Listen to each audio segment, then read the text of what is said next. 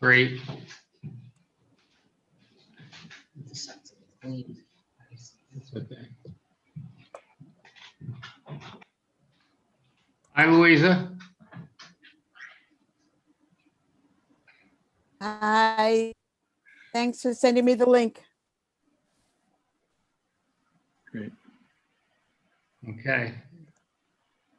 There are 5.5 of us.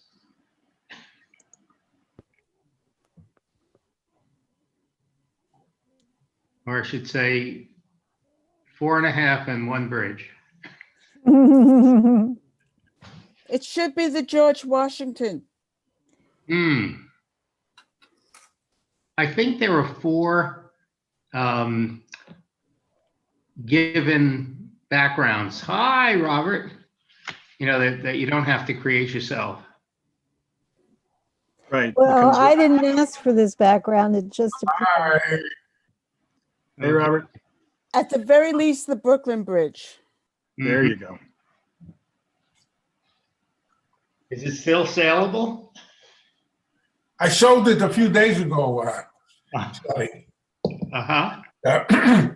I'll take a second mortgage, what we call a mezzanine mortgage, where I'll sell you a portion of the lower level. And Hi, Susan. in commercial real estate, we call that a mezzanine mortgage, so that so the overall item is sold.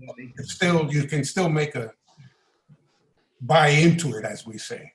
But don't be deterred by rumors you hear that it's not for sale. It's on the market. So, Shelley, I'm going to start the live stream and the webinar, so the panelists and the attendees can come in. Sure. That's great.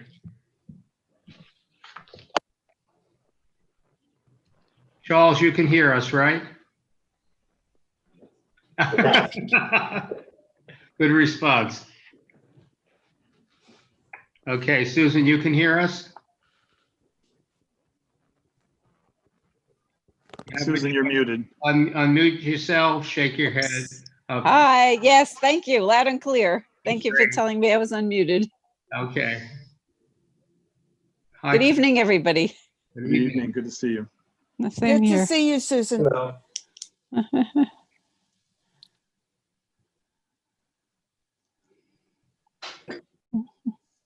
Who's coming from the World Economic Forum? That's Elizabeth Caputo. Okay. Sorry, guys, it's my work. I'm still at work, and I will change the profile picture before you start at 7, but I'm happy to see everyone. Okay.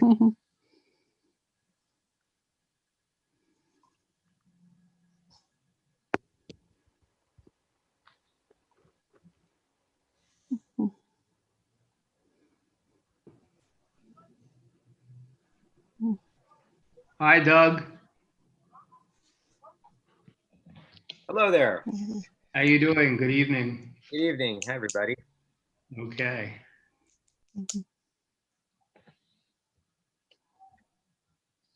Okay, is that Stephanie? Hi. Glad you're with us. Okay, people coming in one at a time. That means by 9 o'clock, we should have the full house.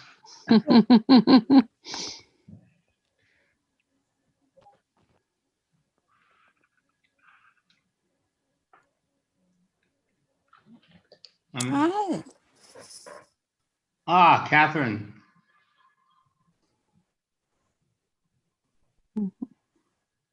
Okay.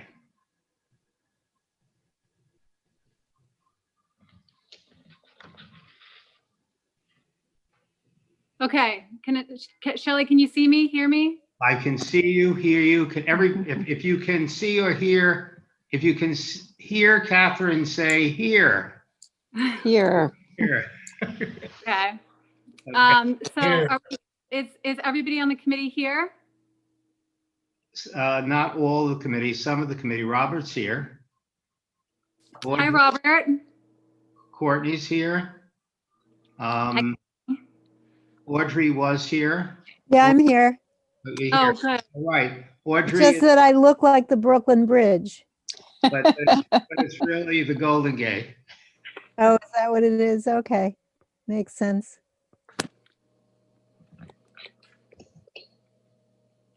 Rosa? Good evening. You can unmute, you know. Okay, what time is it? A little after 7. Okay. So Shelley, I'd like to kick it off just for a quick second, then I'll hand the ball to you if that's okay. Of course. I'm gonna start, and I'll start after you speak, Mark, with just explaining the agenda and then also introducing the speakers. That's perfect. Thank you. I just wanted to address the folks who are joining us from the community to thank you for joining us, and to make sure that you know, Catherine will explain the agenda for tonight. But I think that there was a potential misapprehension about what would and would not be discussed at the meeting tonight. I've received a lot of messages from a lot of folks, and thank you for commenting on the budget priorities that were proposed at steering last week. The budget priorities are not on the agenda tonight, except perhaps for a quick update among committee members. The next time that we will hear comment on the budget priorities will be at a pre-meeting to the full board meeting next week on Wednesday, and then the full board meeting itself. And we will have public comment before we take our vote on whether to adopt the budget priorities as preferred or as referred to the full board by the steering committee. That's not tonight, that's next Wednesday. There'll be almost an hour of that in the pre-meeting, and then also, which is the budget hearing, and then during the full board. We may not get to everybody because there's an awful lot of people signed up, but we'll get to as many as we possibly can. And we'll do it the best way we can, and we'll do it before we vote. So I just wanted to make sure that if anybody's here for that purpose, that you're not going to hang around without and then be disappointed that discussion didn't happen. So with that, I'm going to hand the ball back to the chairs of the committee, Catherine and Shelley. I guess it's Catherine who takes it from here. Oh, I'm sorry. One other thing, and that is we've been having some issues with our chat. We will do our best to monitor it, but please approach the chat the same way that you would approach speaking to any of us and to each other, which is whether you're talking to each other or to folks on the committee. Let's approach this as neighbors with mutual respect and mutual desire for the best possible result. And I want to say that at the top, so I'm not appearing to single anybody out. It is a general proposition that I hope we can all live with and live up to. Thank you very much. I'll shut up now. Okay. By the way, Madge has joined us, and she did a yeoman's job of focusing on food insecurity for our research for our district needs statement. And before Catherine begins, I want to say she's done an amazing job pulling it all together and working with everybody all along and bringing this together tonight on our #1 priority. Catherine. Yes, thank you to Madge for the research you did that went into our district needs statement and budget priorities, this being at the top of the list. So we're very excited to have experts with us tonight to educate us about challenges to do with food insecurity and ways to provide greater access for everyone to healthy food during this time. The way that it's going to work tonight is that each of the people that are visiting with us, and I'll introduce them in a little bit, is going to speak for about 10 minutes. And there are 5. We'll hold questions and comments until after everybody speaks. Then after everyone speaks, I'll call on each member of our committee to ask follow-up questions. The goal is for us to kind of identify where we can assist or support their efforts in reducing food insecurity. And then we'll hear questions from the community. We're excited to have people with us tonight. And I just want to say that because I am speaking from my telephone, I can't see people's faces except for those who are speaking. So I'll call on each speaker in order, and then I'll call the community board members. But I just wanted to let everybody know that I don't have complete visibility. Before I introduce the speakers, Shelley, is there anything else that you want to add? I want to say that this became the number one priority for our committee and for the community board steering committee. And my own short experience with this over the past several months has been eye-opening. Just quickly, we put together a grab and go with the help of elected officials and others at 95th Street, PS 75, and they doubted there would be a need. Within the first 5 weeks, there were 30,000 meals distributed. But the reason there were so many were because people could not get to the meals. So we had a delivery team, and other people came and got them. It was so astounding that the chancellor, Catherine Garcia, who was running food services, the former Department of Sanitation Commissioner, and Borough President Gail Brewer came to the site to see what was happening. So the anticipation of what and the prediction of how little was needed was blown out of the water in people's minds. Once people had access, they not only needed the food because of unemployment, because of inability to get out to get it, because of economic circumstances that could not be predicted, for all types, because they were parents who could not go out and feed the children 3 meals a day, do their work at home, and have their kids working from home. So the COVID and pandemic has brought to light not only the current situations, but the greater issues that many were not aware of. So I think it came home to me that the problem was much greater than I had thought over the years. And not just because it's this time, but because the need is there. Okay, so thank you, Shelley. So I'm going to introduce our first speaker, and let me also say that if I mispronounce anyone's name, please correct me, because I would really like to get it right. So our first speaker from Westside Campaign Against Hunger is Stephanie Sears Moshier. Hi, everyone. Thank you so much for having me this evening. It's a pleasure to be here and speak about this very important issue. So I'll just speak very briefly about Westside Campaign Against Hunger. Our organization has been around for over 40 years on the Upper West Side. We're in the basement of the St. Paul and St. Andrew Church on the corner of West 86th and Broadway. And that has been our historical home for the last 40 years. And within that space, we've served thousands of households of New Yorkers from all 5 boroughs. And in that space was developed our supermarket style customer choice model for what a food pantry looks like. So, you know, when you first think of a food pantry, it's a bag of pre-packed canned goods, not much nutrition in there. And what, you know, that's how it started, because that's what, you know, it was formed by a church community who saw a need in the community. But what they then started seeing was folks trading items out on the sidewalk. So I actually don't like tuna, but I love peanut butter. And in seeing that exchange, recognize that how can we bring more dignity to the experience of accessing a food pantry and incorporate choice in the experience. And so, can you hear me? It's fading in and out. You're fading okay. I'll do my best. Technology. So it's better. Perfect. So that's the model that Westside Campaign Against Hunger created, and that has now turned into the gold standard of what a food pantry should look like across the United States. And that's what we've been doing for the last 40 years. And then COVID-19 hit, and we flipped our model completely on its head.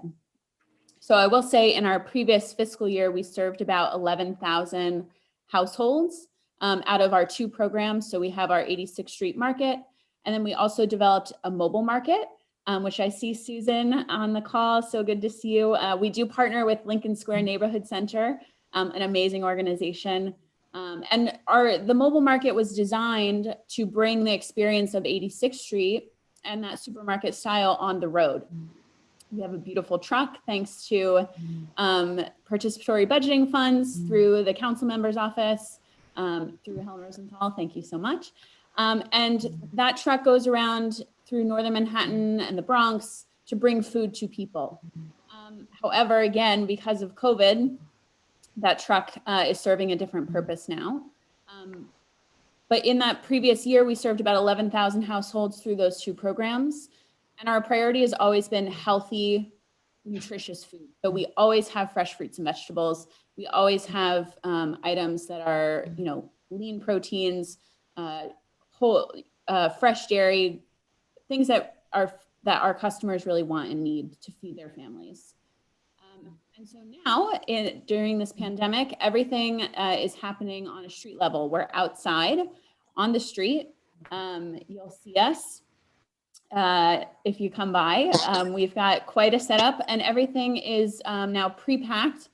But what we haven't lost is our commitment to healthy food and fresh produce. So in the last fiscal year, which started July 1st, 2019 through June 2020, we actually doubled our reach through our 2 programs and served about 21,000 households.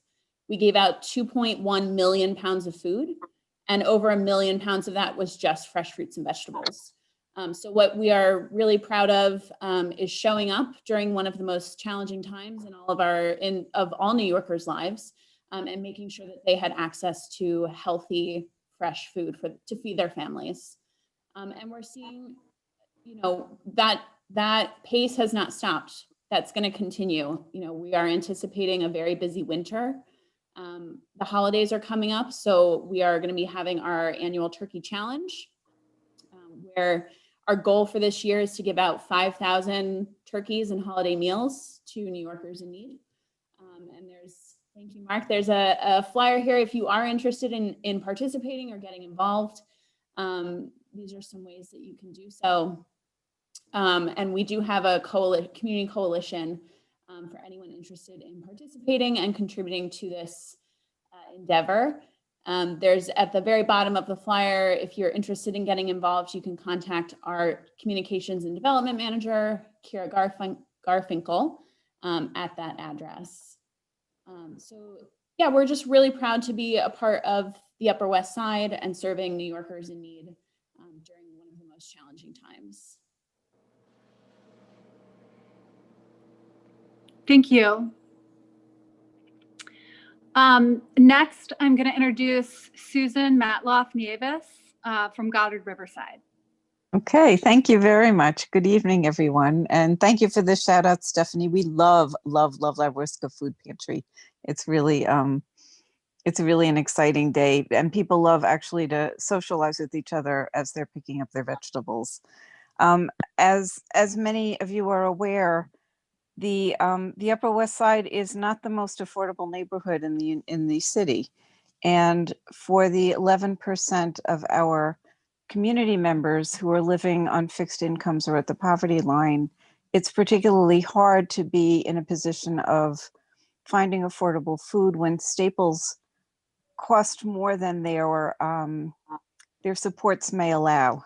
So for instance, if you're on food stamps, you get the same food stamp allotment if you're living on West 95th Street as if you're living in, say, the South Bronx, where food may be scaled to a lower income population. So we constantly deal with hardship in the populations that we work with. And I should back up a little bit by saying I work with Goddard Riverside Community Center. We run 27 programs in Manhattan, mostly on the Upper West Side and West Harlem.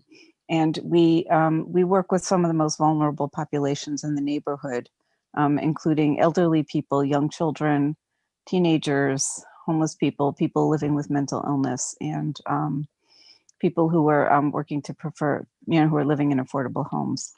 So we really found with COVID that what is usually a hardship situation for our population suddenly became a crisis. Goddard itself serves somewhere between 2,000 and 3,000 meals a day in our congregate sites. But when things shut down, people were shut off from the food that we provide through our daycare centers, our senior centers, our after-school programs. And there were sudden, with the cleaning out of the shelves in many stores, the removal of affordable items, people in some cases had their food stamps cut off and there was no office open to try to get their cases reopened. Our phones were just flooded by calls from people who were saying, I have no food in my house. Many seniors who were afraid to go out. Families who said, I'm down to my last can of pears and I've got 4 kids home. So we were running food all over the neighborhood, trying to just get out emergency supplies to people.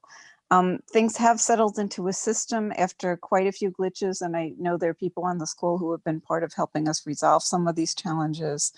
But there is, as Shelley noted, there continues to be a tremendous need for food. The unemployment rate is very high. We've been running a direct relief program at Goddard where we can give out some emergency grants. And one of the biggest requests that we get is for food assistance, that people, particularly people who are abruptly unemployed, who don't yet have their benefits, so they've lost their salary, but they haven't yet accessed unemployment benefits, have been in a crisis situation.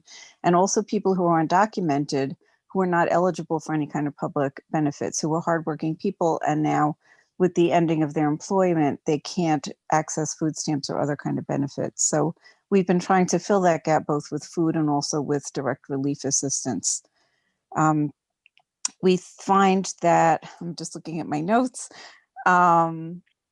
fresh produce is a particularly hard thing to come by, because while we have many options, they're not always affordable. We love our markets, the green markets, but they're not always priced well for people in the neighborhood on fixed incomes.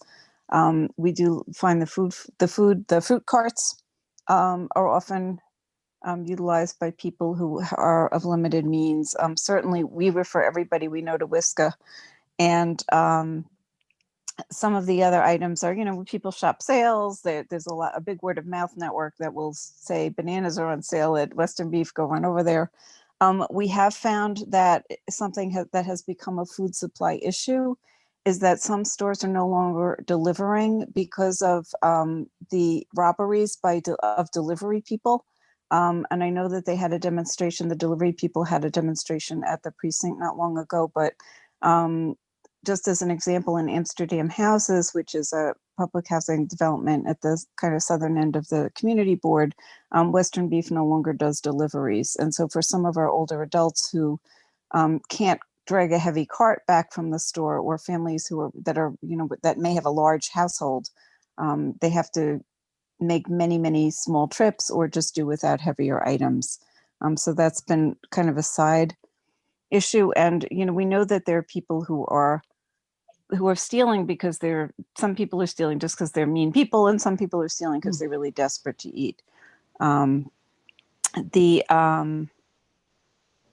think one of your questions was about how people access SNAP. We try to publicize that widely through our work and our centers. Almost everything that we do, we advertise where you can go for benefits. I know that WISCA does as part of the pantry. They also offer sign up while they're there. The hospitals have been providing information to people coming into the emergency room. So we try to do a lot of outreach around its availability. I think the issue with all public benefits has been trying to access in a pandemic when even public servants are working remotely has made things a little bit more difficult.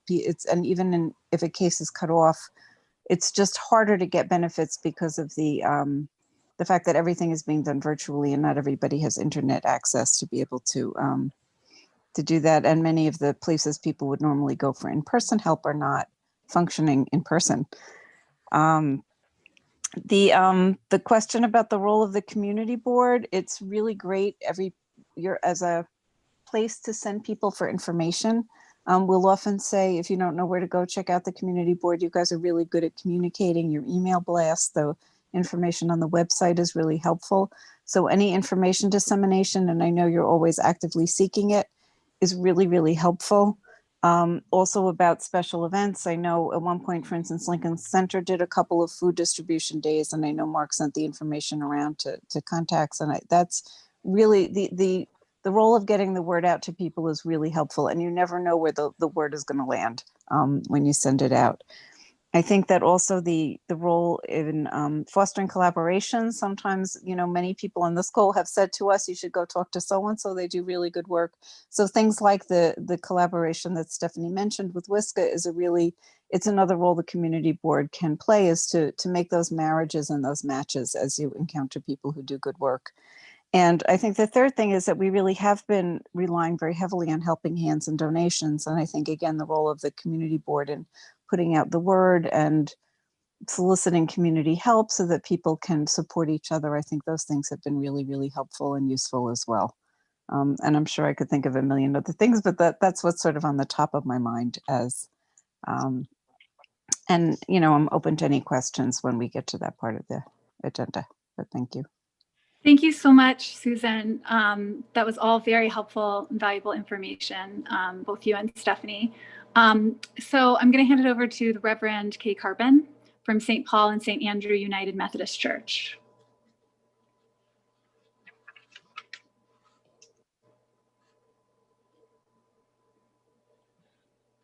Is Kay with us? I don't know that Kay is with us yet. I remember he said he might be a little late.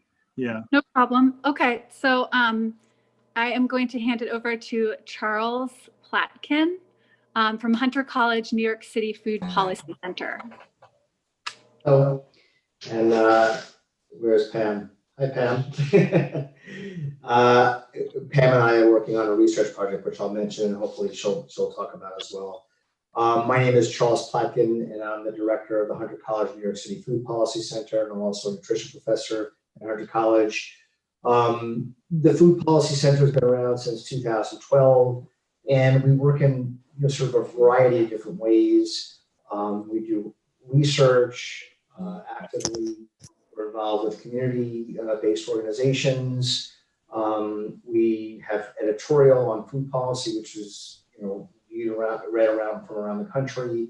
We have a newsletter that is read by more than 15,000 people.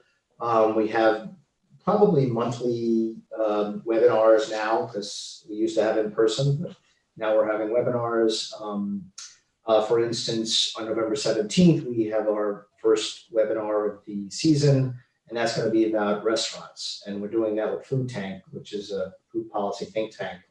And Tom Colicchio is going to be on with us, and several restaurateurs have been very badly hit by COVID-19, and some activists. It'll be a very interesting panel discussion.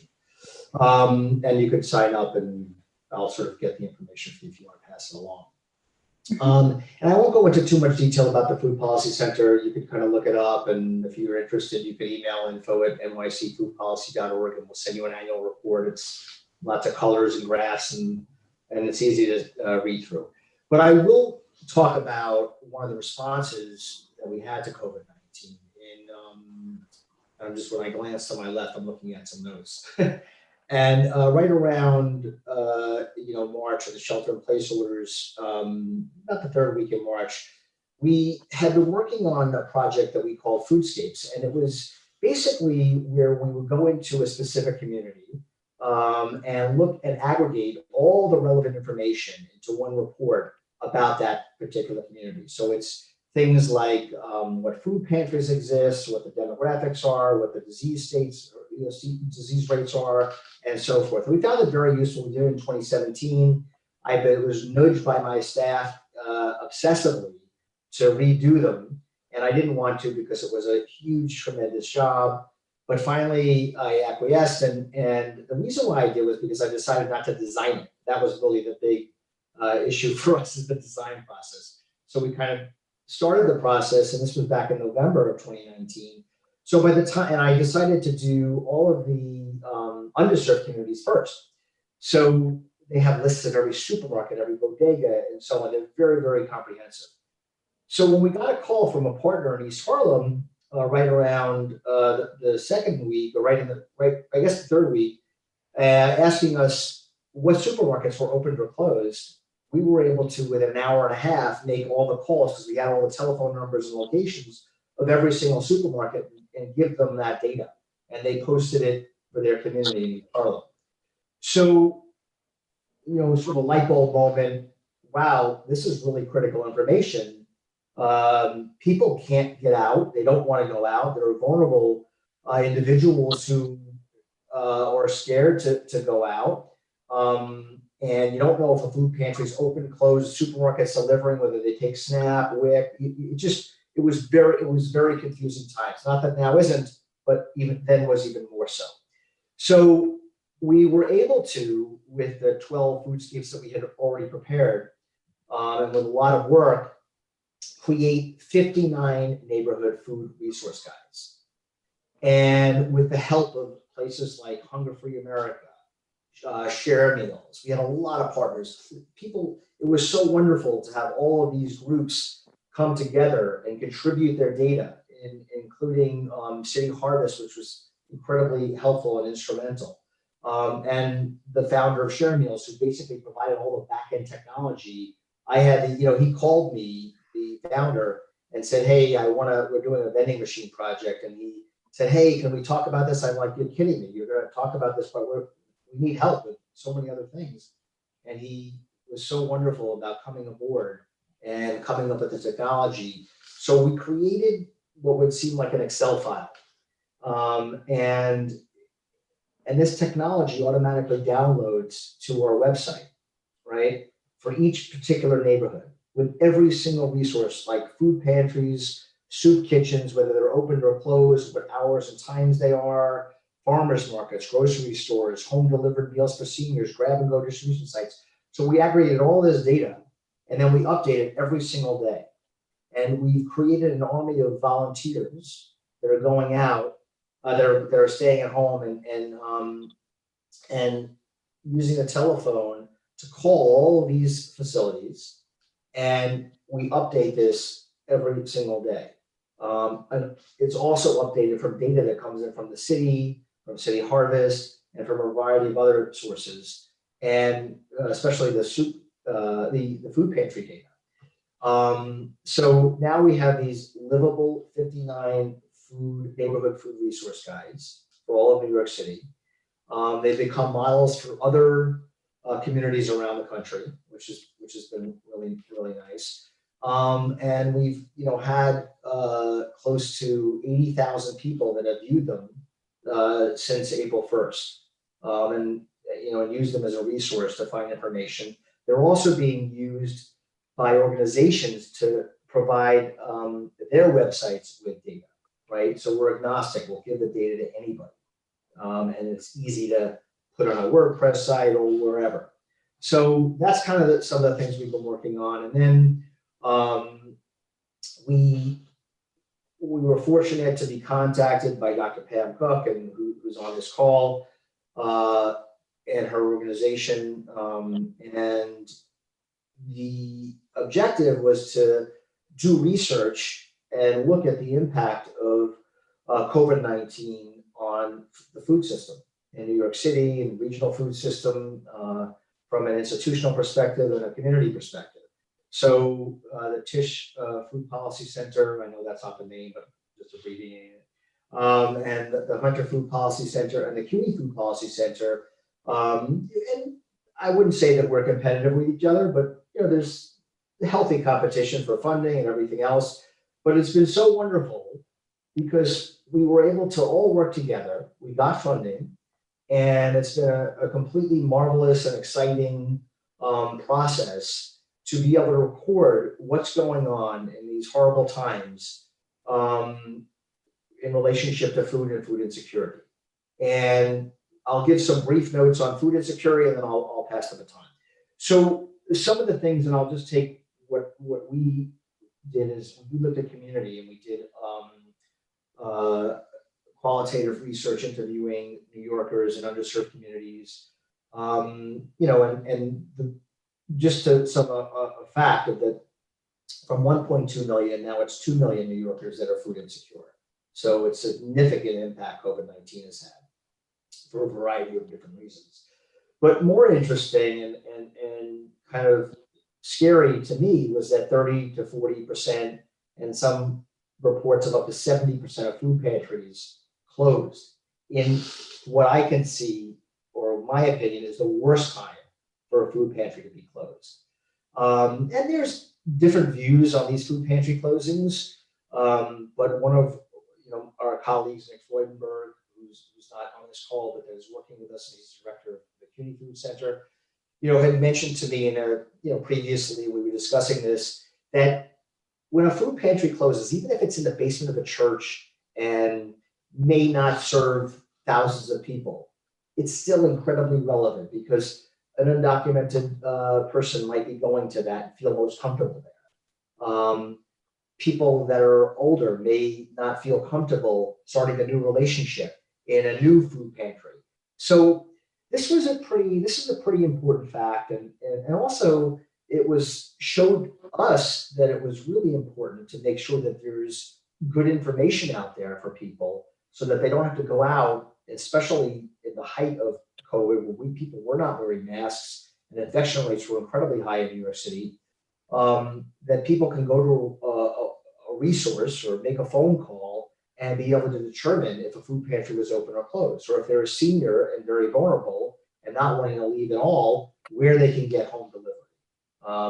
And so part of our research has shown that information is critical, and there's really a lack of it in the city of New York, unfortunately, and I think that we tried to fill that gap, and probably needs to be a remedy around that's long-term and sustainable. And that food pantry closings were primarily in underserved communities, ironically, right? Which was something that we showed in our research. And I'll leave it off at that. I just want to quickly glance at Catherine's questions, see if there's anything else I can add lastly. So one of the questions is, what populations and areas seem to be most affected and vulnerable to food insecurity? There are probably 10 to 15 neighborhoods. There are underserved communities in the South Bronx and Brooklyn and Queens and parts of Manhattan and Staten Island that have been hit horribly by COVID-19, but they were already food insecure. And what's happened is, because of some of the research that the three centers have done and have put out there, we're creating awareness around the fact that these problems already existed, okay, and there weren't a lot of remedies that were going on. And while community-based organizations contribute such a significant that gap filling, okay, and it's fantastic what they do, and the food deliveries that they provided and everything else. It's city, state, and it's national, federal, city, and state that needs to really focus on solving and working on poverty and food insecurity issues. That it's really hard for charity to make a huge dent. And this was brought to me in a discussion with Joel Berg. I thought it was really relevant, who's sort of from Hunger Free America, who's a leader in the hunger space. And he said, that, for instance, the EBT cards that were given to every New York City student, those EBT cards, while it seemed like a waste to give it to families of means, the idea was that 75 to 80% of the families that received it needed it. And it was, I think he said it was an $800 million program. Is that right, Pam? Do you know? An $800 million program by the federal government. It brought $800 million into the state, and it was 70 some percent of kids that qualified before. So it was definitely higher. So it was really worth it. And it was also worth it to bring economics into the state. So I'll talk a little bit more about that when I speak. So sorry. Okay, I'll stop there and thank you.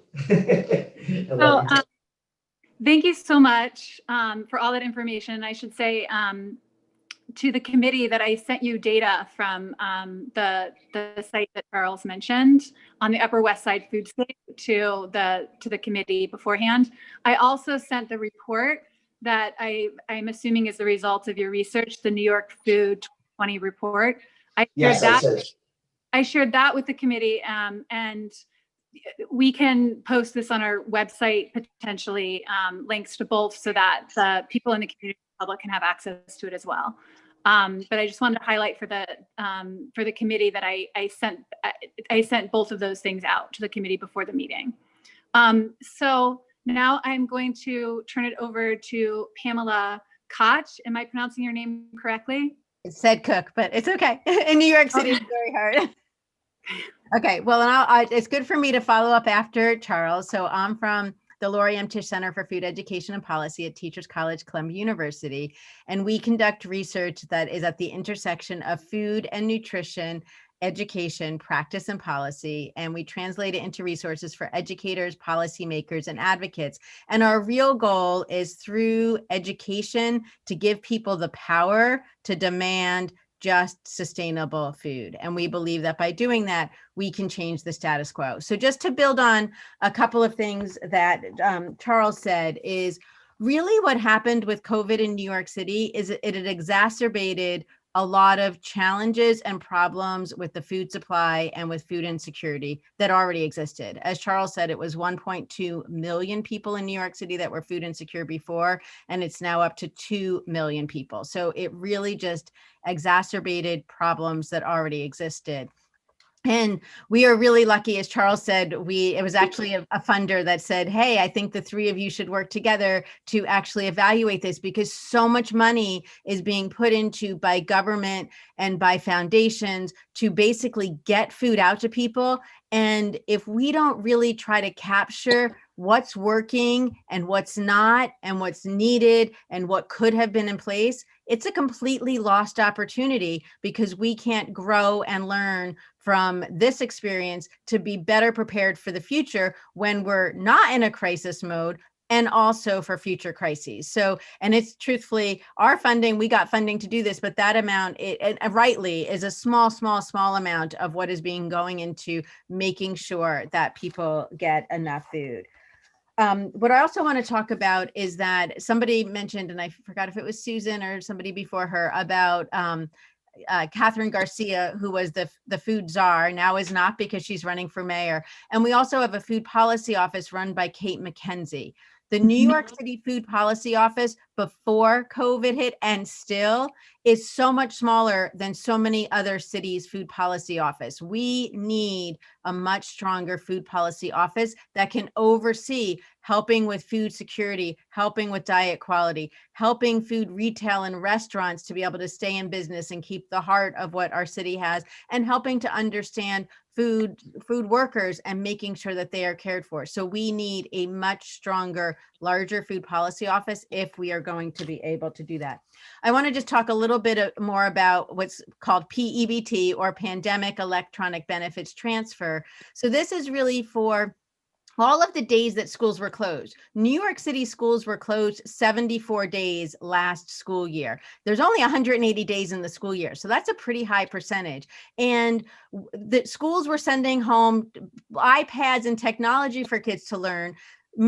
School meals are part of the school day. So it was a service that parents weren't getting. That's why the federal government passed this. So it was $5.70 a day for every child eligible for free meals. Because it was such a high percentage in New York City, since 2017, school meals have been available for free for every student in New York City. And part of that is to reduce the stigma. So it isn't seen as a program just for poor children. So it's for everyone. So that's why this is such an important program. And it did bring in, as Charles said before, $880 million into the New York State economy at a time when we really, really needed it. It's actually now been approved for another year. So how it's going to roll out in New York City is not quite clear with what's going on now, but this is a program that we want to support. And there was a lot in the news about like it's giving it to families that didn't need it. That was such a small fraction. And so there was a lot of ways that people who were lucky enough to not need it could then buy food with it the way that they were supposed to, and then make a donation to something like the West Side Campaign Against Hunger or another group in their community. So this is government working for us the way we want government working. And so we really want to support this. I want to end with saying what we normally do when it isn't COVID, and that is working with all of the organizations that work with school children around food and nutrition and supporting school meals. And we have a coalition of 80 organizations doing that. I know a lot of the organizations are working with the schools that are in your district, your community board, sorry.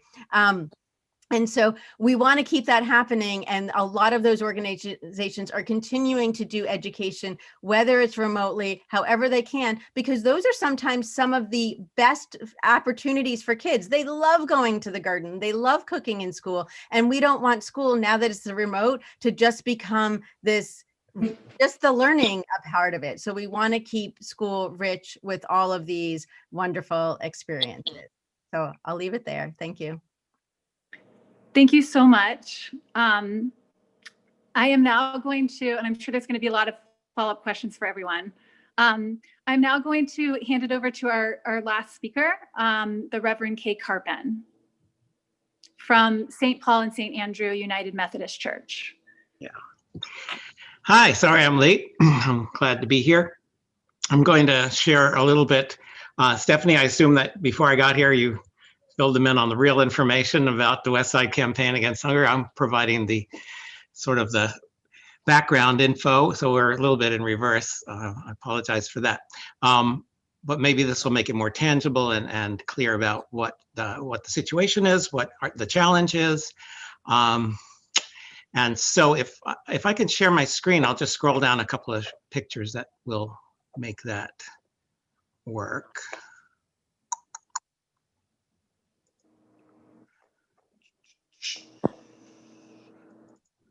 There we go. All right, so the West Side Campaign Against Hunger, Stephanie probably told you, started in the late 70s. This was a couple of years before I got here to the Church of St. Paul and St. Andrew.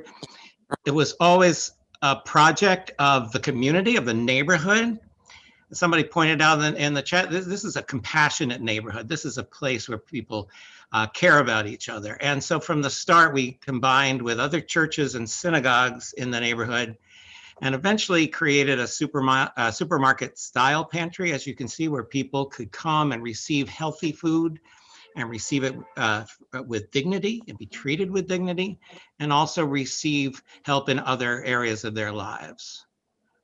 As you can see, it was popular and crowded. We made a vow about 20 years ago that whatever happened, we would never run out of food. There was one week where we ran short and had to close the pantry, and people freaked out and said in the church and in the neighborhood and said, no, this is never going to happen again, even if we have to mortgage the church, which we actually did at one point.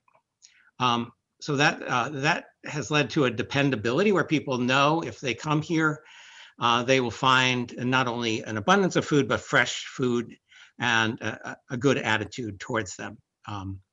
And we have a lot of volunteers. We had historically a lot of volunteers who were part of a community of people who received help from the West Side Campaign Against Hunger, and therefore wanted to give back, and so became volunteers and became the backbone of our program. As I'll mention in a moment, that had to change after a while. We also didn't want to just supply food. We wanted to make it so people didn't need to come to a food pantry for food. And so we started a couple of different job training programs, including the culinary training program, which you see here. Oh my, so all of that changed very quickly with the onslaught of COVID-19. The first thing that happened is we shut down the whole building because there was an incidence of infection in the building. We had to clean the whole place for the low price of $15,000. And then we moved the operation outside for the safety, not only of our customers, but of many volunteers who we needed to make the whole thing work. And so it took us a few tries to get it all right, but right now it's an operation that works fairly smoothly. Also, as I'm sure Stephanie told you, the need, the requirement for food just grew exponentially. We tried to still maintain our commitment to healthy food, a lot of produce. We had to go to more shelf-stable produce, just out of necessity. We didn't have that much refrigeration space, although we rented a large truck, a refrigerator truck, which makes, too much noise and is not popular in the neighborhood, but it does keep the food fresh and available. And we, in addition to our terrific staff, began using a different volunteer base, volunteers for who our traditional volunteers were mainly senior citizens. They were very much at risk. So we went to New York Cares and were able to develop a wider base. The need continued to grow so that the lines were going around the block. It's not the way we'd like to distribute food. We like to invite people inside. We like to serve them with dignity and respect. We also want to make sure we're addressing other needs they have, whether it be for food stamps or health insurance for their children or whatever it is. So we've tried to take all those services online. But right now it works fairly smoothly on site there. The thing is, with this huge increase of food, we had to figure out a place to put it. And at first we just expanded the food pantry operation to the whole of the lower level of the church, and began sorting through, as you can see, still a lot of fresh produce as we were able, fresh baked goods donated from different bakeries in the area and so forth. But then we decided that we had a large sanctuary, it seats 1,200, that could at present seat nobody because of COVID, and we weren't doing in-person worship. So we began removing some of the pews of the sanctuary so that it could be used for other things. And we used the rest of the pews for sorting bags of food that could be easily and quickly distributed, not only on site here, but throughout the city.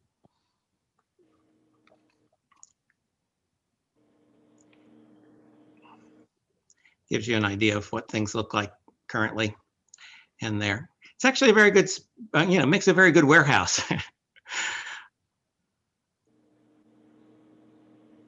We needed, as I mentioned, a lot of volunteers and a lot of younger volunteers. So the call has gone out there and it's been responded to.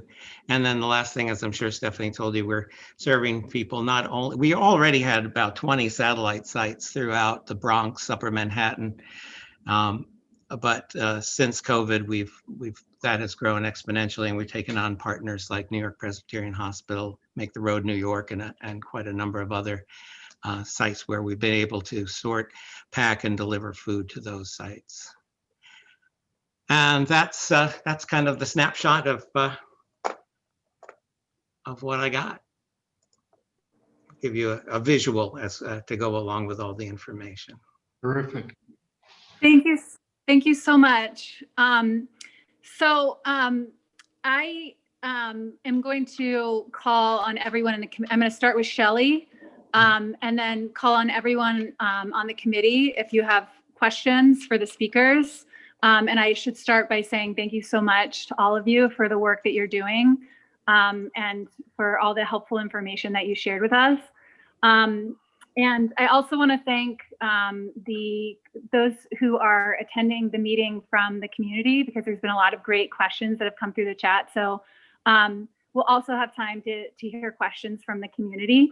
Let me start by just suggesting to the committee that, and maybe Shelley can build on this, and the committee members too, in terms of ideas, that we write a resolution in support of what's needed, and also the recommendations that are outlined in the New York Food 2020 report, which was produced by Hunter College New York City Food Policy Center, where Charles is from, and the Lori Tisch Center for Food Education and Policy, where Pam is from, and the CUNY Urban Food Policy Institute.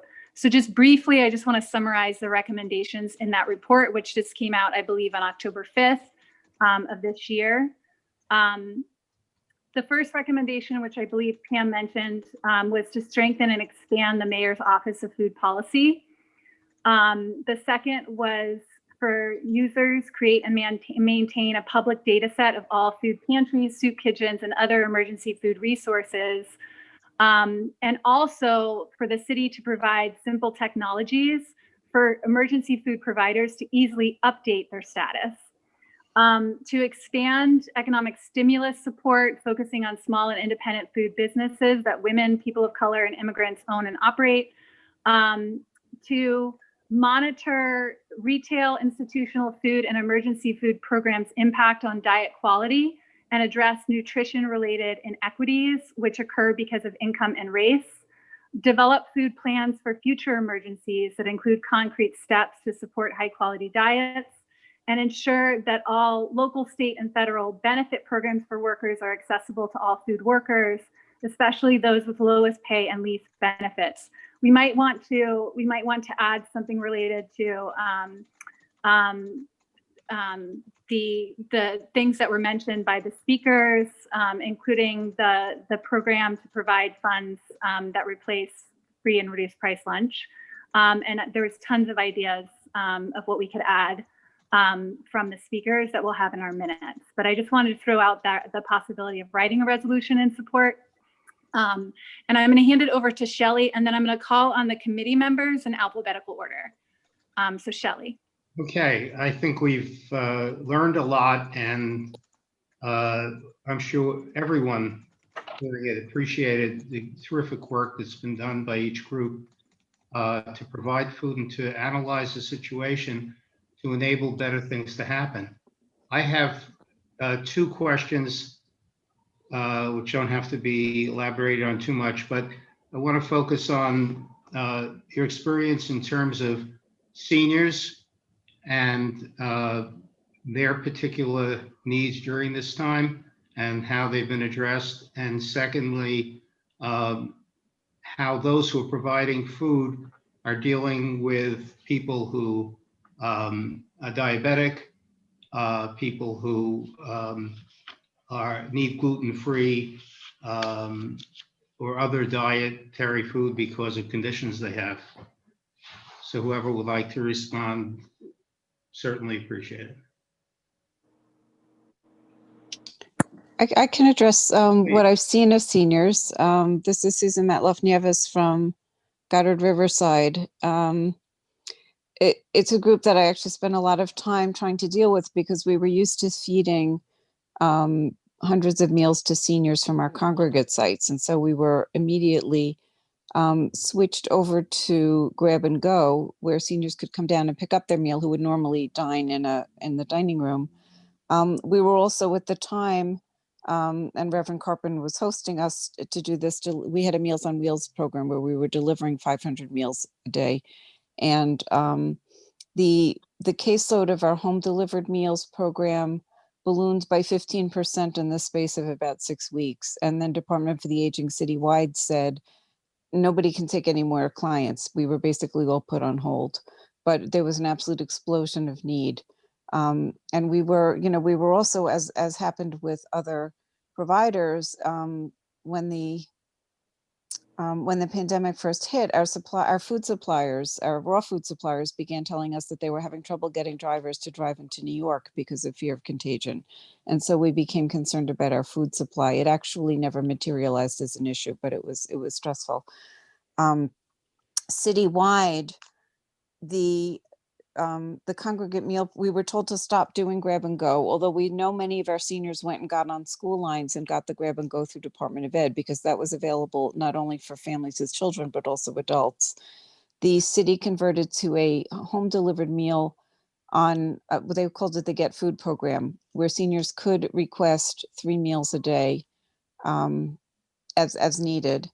And in theory, all of our senior center clients were supposed to have gotten a delivered meal. We went through 3 separate vendors. No one successfully got every meal to every senior. The lists were incomplete. We were not given the lists we were told to call our members and tell them to expect a meal, but many people were not on the list to receive it because there was an algorithm used that excluded many people who were actually most at need. So for instance, if you had been in a rehab facility for a few months, you were removed from the list. So it was a hot mess. We tried to do as much backfilling on the back end. There is a continuing, the Get Food program, it's stabilized. People do get their meals. Some seniors have since opted out of it because they felt they got too much food. the meals were repetitive. I know we were delivering meals in one of the NYCHA senior buildings, and one delivery was 9 servings of bean salad. I love bean salad. I could not eat 9 servings in a week, twice a day. And they were serving twice a meal. So it meant basically for that week, you were eating bean salad for the week, other than breakfast. And we've had quite a few reports, particularly from seniors who have gotten kosher meals or other specialized meals, that what they're getting is prepackaged, shelf-stable food. In some cases, they can't open it. So you'll get a can of tuna fish, but you're a very arthritic senior living alone and you can't open it. So there have been issues with food quality. A senior meal is designed to fit certain common health challenges that seniors have. So we're required to have no salt. And my battery's dying. I'm going to go charge. I'm sorry, I'm on my phone. There's supposed to be no salt, high fiber. We don't serve gluten-free meals on that scale, but we do serve kind of diabetic friendly, I would say, but they're not therapeutic meals. There are some providers that do provide what are called therapeutic meals, which I think is, which are designed for particular dietary constraints. But the requirements of the senior dietary standards were temporarily suspended during the crisis. The reason being there was just urgency about getting food out, any kind of food, to people. I think as much as possible, the vendors were asked to tailor the meals to a senior diet, but they were not necessarily required to comply with that. And so we got pictures of seniors' meals that were all snacks, really highly sugared, highly salty. Again, I think it's just what happens when you're caught unprepared without a system in place for something that was just unprecedented. And, I think there were quite a few people of great goodwill trying to do the best they could, but without the organizational capacity. The first set of delivers were sent out without routing sheets. And we basically said, look, we'll do the routing sheets. We know how to do routing sheets, but they just had lists of addresses and they were trying to figure out there were these lovely unemployed actors trying to figure out how to do a routing sheet without any experience. It's been challenging. And I think that some of the solutions have been as frustrating to seniors as the bottom line issue. And many seniors have tried to just make their own arrangements where they're able to. So I'd like to share some information because I was deeply involved with this because we found that the city insisted that senior centers were going to handle the senior meals, and you had to be a part of a senior center at one point. And I pointed out, being president of an organization that has 2 senior centers, that our centers were closed and that our workers were reduced and they were taking care of checking up on people they serve. So with a little pressure, we're very fortunate that Gail Brewer's office, Shul Warren, who is working for her, and Mark Levine's office, Aya, his chief of staff, we worked together and got past the system and got people registered. Now, the issue was getting them registered. I said, we can get hundreds of people who will register people, but it had to be done a certain way. To bring it up to date, so we had the same issues as you pointed out. Over time, we ended up with 220 households being served, but people calling or texting every day, I didn't receive my food on time, I got snacks, not cooked meals, et cetera, et cetera, et cetera. The bottom line is today, all a person has to do is call 311 and they can sign up themselves. But people don't know that. The information's not out. So for instance, I spoke to someone today who still has not been able to come out of her home all these months and went on the phone with her to call 311. And we basically got her cooked food only, no snacks, okay? We tried to bring up certain dietary issues. They said they don't know if they can handle it. And they set up a schedule where she would receive them. The 2 schedules are 5 days or 2 weeks. 5 days if you're not sure if you're gonna want to continue. The problem then becomes towards the end of the 2 weeks, if you don't call up and renew, the delivery ends.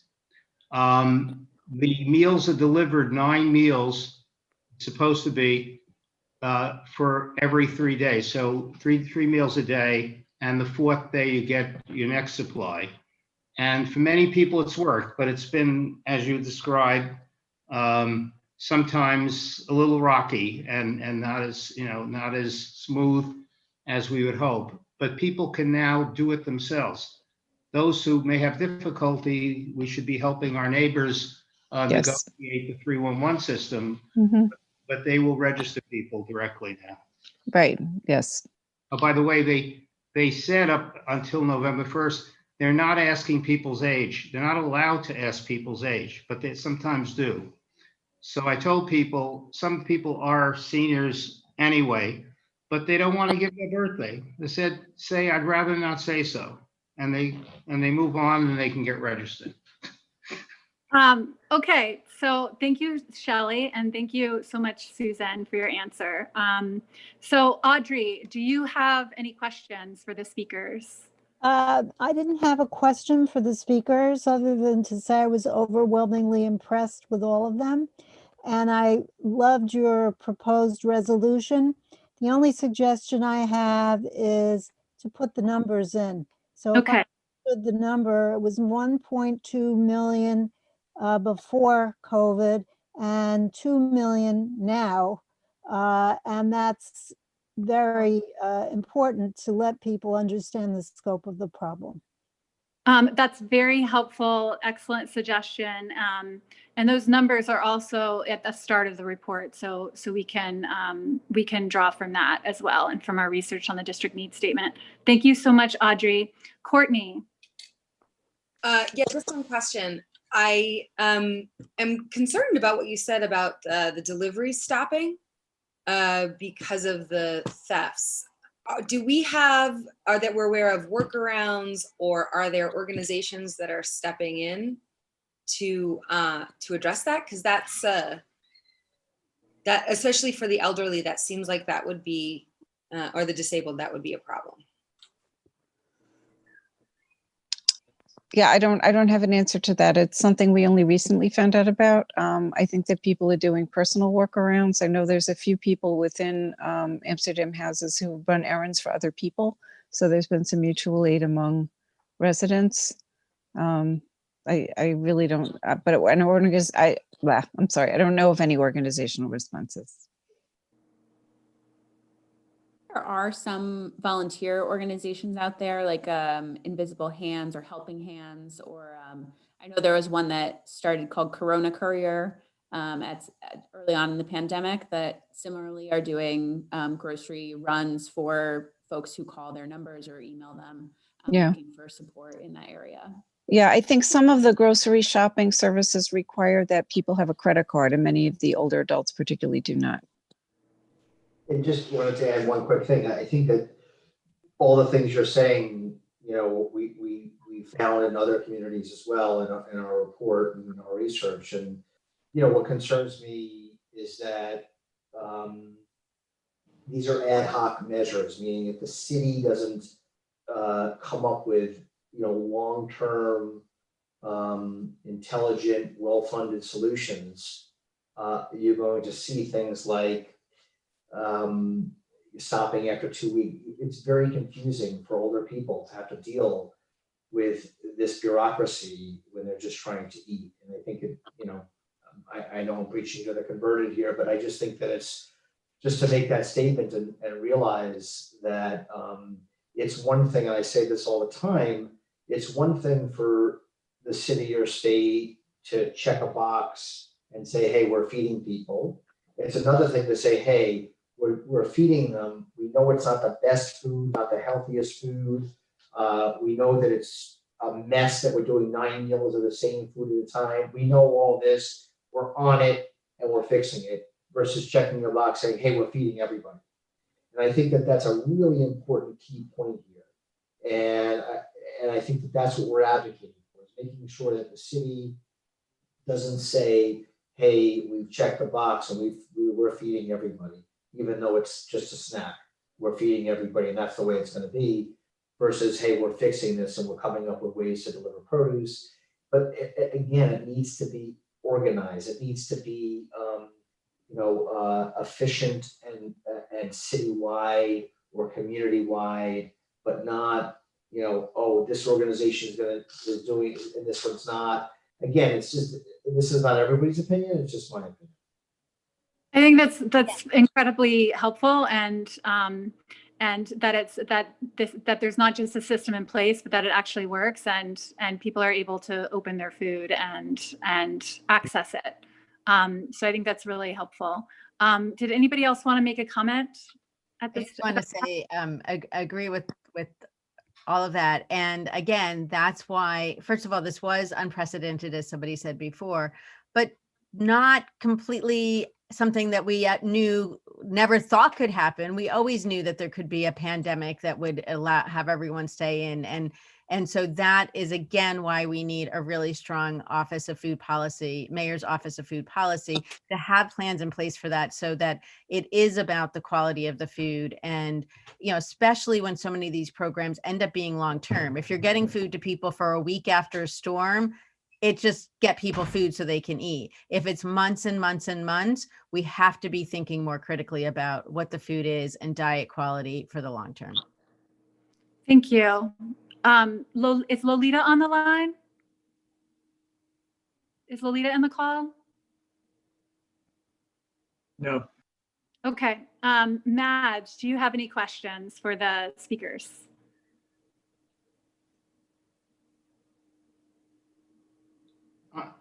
Unmute yourself, Madge.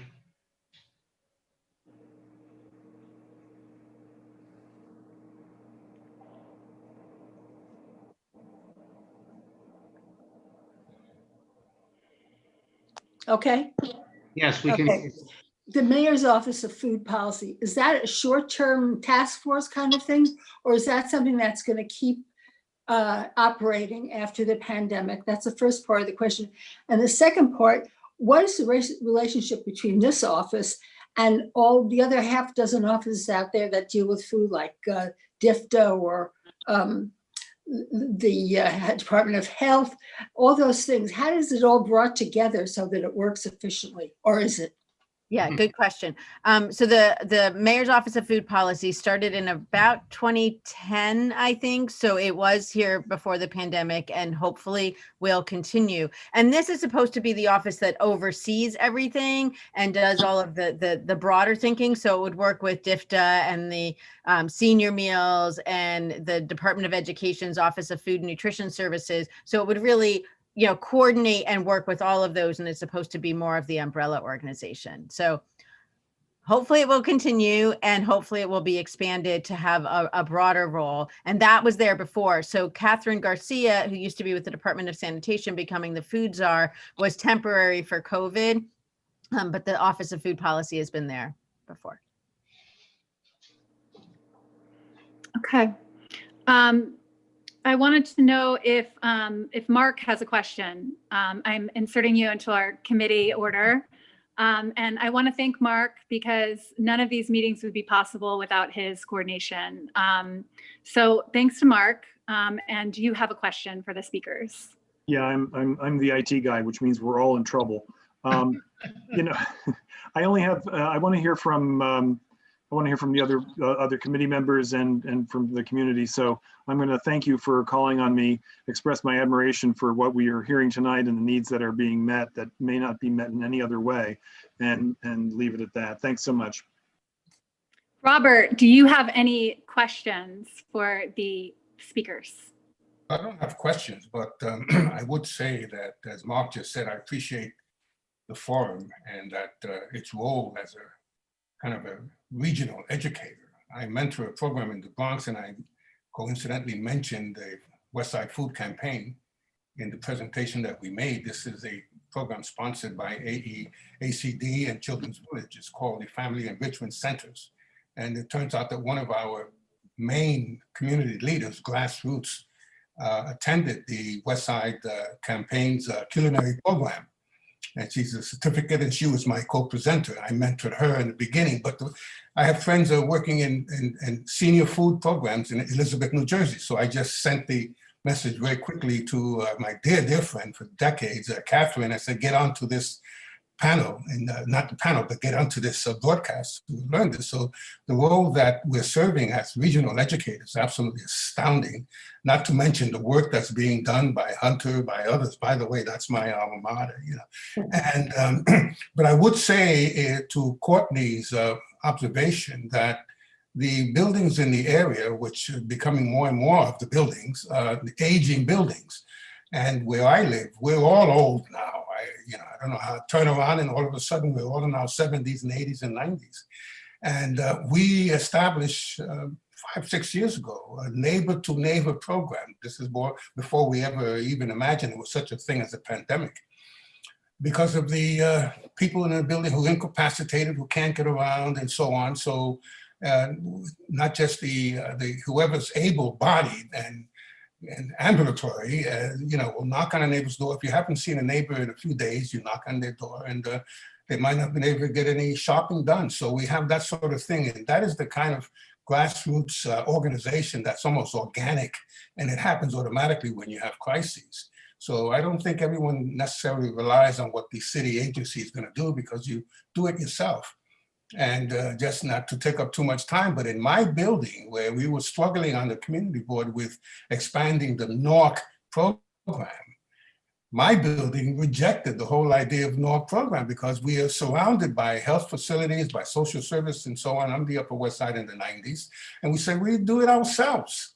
We don't need to have somebody in the building. So the point is that your neighbor is your primary resource and your primary connection with the resources that are available to you. So that that's addressing Courtney's point. But I'm just overwhelmed. Someone else used the word overwhelmed earlier, and I'm just overwhelmed by the range and the scope of organized food emergency programs that we offer, and that what a learning experience it provides to the region, not just locally, to the region. So I appreciate that a great deal. Okay, thank you so much, Robert. And now we have Rosa. Rosa, do you have any questions or comments for the speakers? Yeah, I'm trying to write and think, and but my question would be, I guess, for Mr. Platkin. Is this stuff available in Spanish? Is it available in other languages, or is it just in English? Yes, it is available in other languages. It's language appropriate for certain communities, right? So not everything is in multiple languages, but the communities that would need it is. So yes, we have had an incredible support, voluntary support. You know, people translating for us into multiple languages, people volunteering, emailing, and trying to help. We've had over, I think it's now 50,000 volunteer calls that have made updating these guides, you know, since April 1st. So that's been part of it. People speaking various languages and helping and supporting and pointing things out. And it's almost that the guides have become crowdsourced in a way, which is exciting. So I just want to provide a quick fact, because there's been questions about this, which has to do with numbers of people who are food insecure on the Upper West Side in our district. It's 10% of residents. I also heard on the call today the number 11%. The percentage is 15.4% in New York City as a whole. So I would like to hand it over to Shelley and Mark to facilitate taking questions from the community, from others who are here. And then I think we should return to the conversation as a committee about a potential resolution. Okay. So do we have hands requests for questions or comments? Actually, I see Doug Kleinman's got his physical hand up while we're talking about this. And so why don't we, Shelley, why don't we take questions that either comment on the presentations of the panelists tonight or the resolution that's proposed by Catherine first, and then if there's time, we'll do some more comments after that. So so please self-regulate, and Shelley, you call on people and I will unmute them. Okay. Sorry to interrupt you, Shelley. But I don't know if we also want to take any questions that were in the Q&A list. I just am throwing that out there because I know that there's a couple questions posted there as well. Okay. I'm trying to figure out how to identify people who are. So right now I see one hand, Erica Gerson. I can call on her, or do you want to take Doug first? Well, let's start with Doug because he was here and his hand was up. So Okay. I'll make this quick. I have some personal experience having helped some seniors with the Get Food and White program. And by the way, I did see firsthand and eyes the 9 bean salads and lots of inconsistencies, but I've seen improvement. I guess the thing that I'm a little bit confused about, it's so amazing to see how this is all coming together. It was obviously very ad hoc. And I've heard from different seniors in the community about, well, don't call this program because there's better food here or more options here. So the 311 is the nice hub.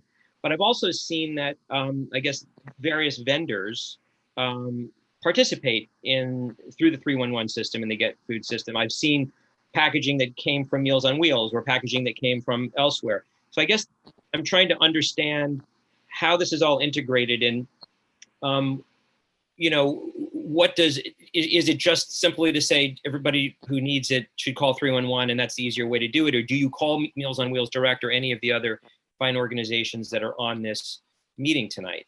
You know, and also, and just one other thing that was in the chat, since we have so many suffering businesses, you know, the World Kitchen has been doing such an amazing job. And can we do that on a local level with CB7? Can some of the restaurants that may get funding privately or publicly benefit from this to then send their food through the program? Someone like to respond? Mike? I could take a stab at it. I think that I would not refer anyone directly to home delivered meals because they can't, they're basically frozen. So I think 311, going back to the comment that what we really need is a system, I think we should act as if there is a system and try to make it work when it doesn't. So I would recommend continuing to use 311 and then troubleshooting as we've been doing, you know, as we hear about individual situations that aren't working, to use those as opportunities to correct and work with the system. And I have to thank all of our elected officials who have been tremendous allies in doing that. So that would be my overall suggestion. And I think we have, where we can, we've been very conscious of trying to support local businesses. But again, since we are essentially, are not directly providing very much food at this point, we have some food programs that are reopening, that there's been less opportunity to do that. But that has been part of our conversation. And I also believe as of November 1st, it may have to go back through the senior centers for seniors again. But there's not, I heard that about a half a month ago and haven't heard anything publicly expressed since. So I think we'd have to order the food now if that's happening. So right. I don't think it's happening yet. Yeah, I think one of the problems is information and education, and everyone who can help in that way, including community board, it's essential, because most people I speak to, I didn't know, or I heard this, or my friend got that, and what is that, and is that the same thing you're talking about? It has been very confusing for people. Okay. And just to clarify, home delivered meals is an ongoing program. People they need to be assessed by a case manager. It's an ongoing permanent program. It's not a short-term COVID crisis program. So shall I go to Erica Gerson then? Yes, please. All right.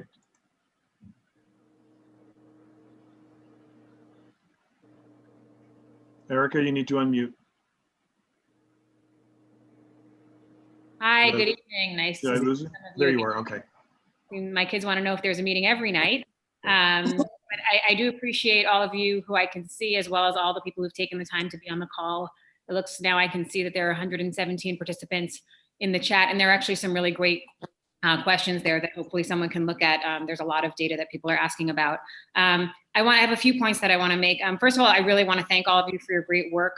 My family has seen firsthand some of this work through volunteering, through donating, through our children touring the programs, and it's wonderful to be in a community where people care so deeply for those that are vulnerable. And those of you who do it every day for your work, I really applaud you for keeping going day after day with all the challenges.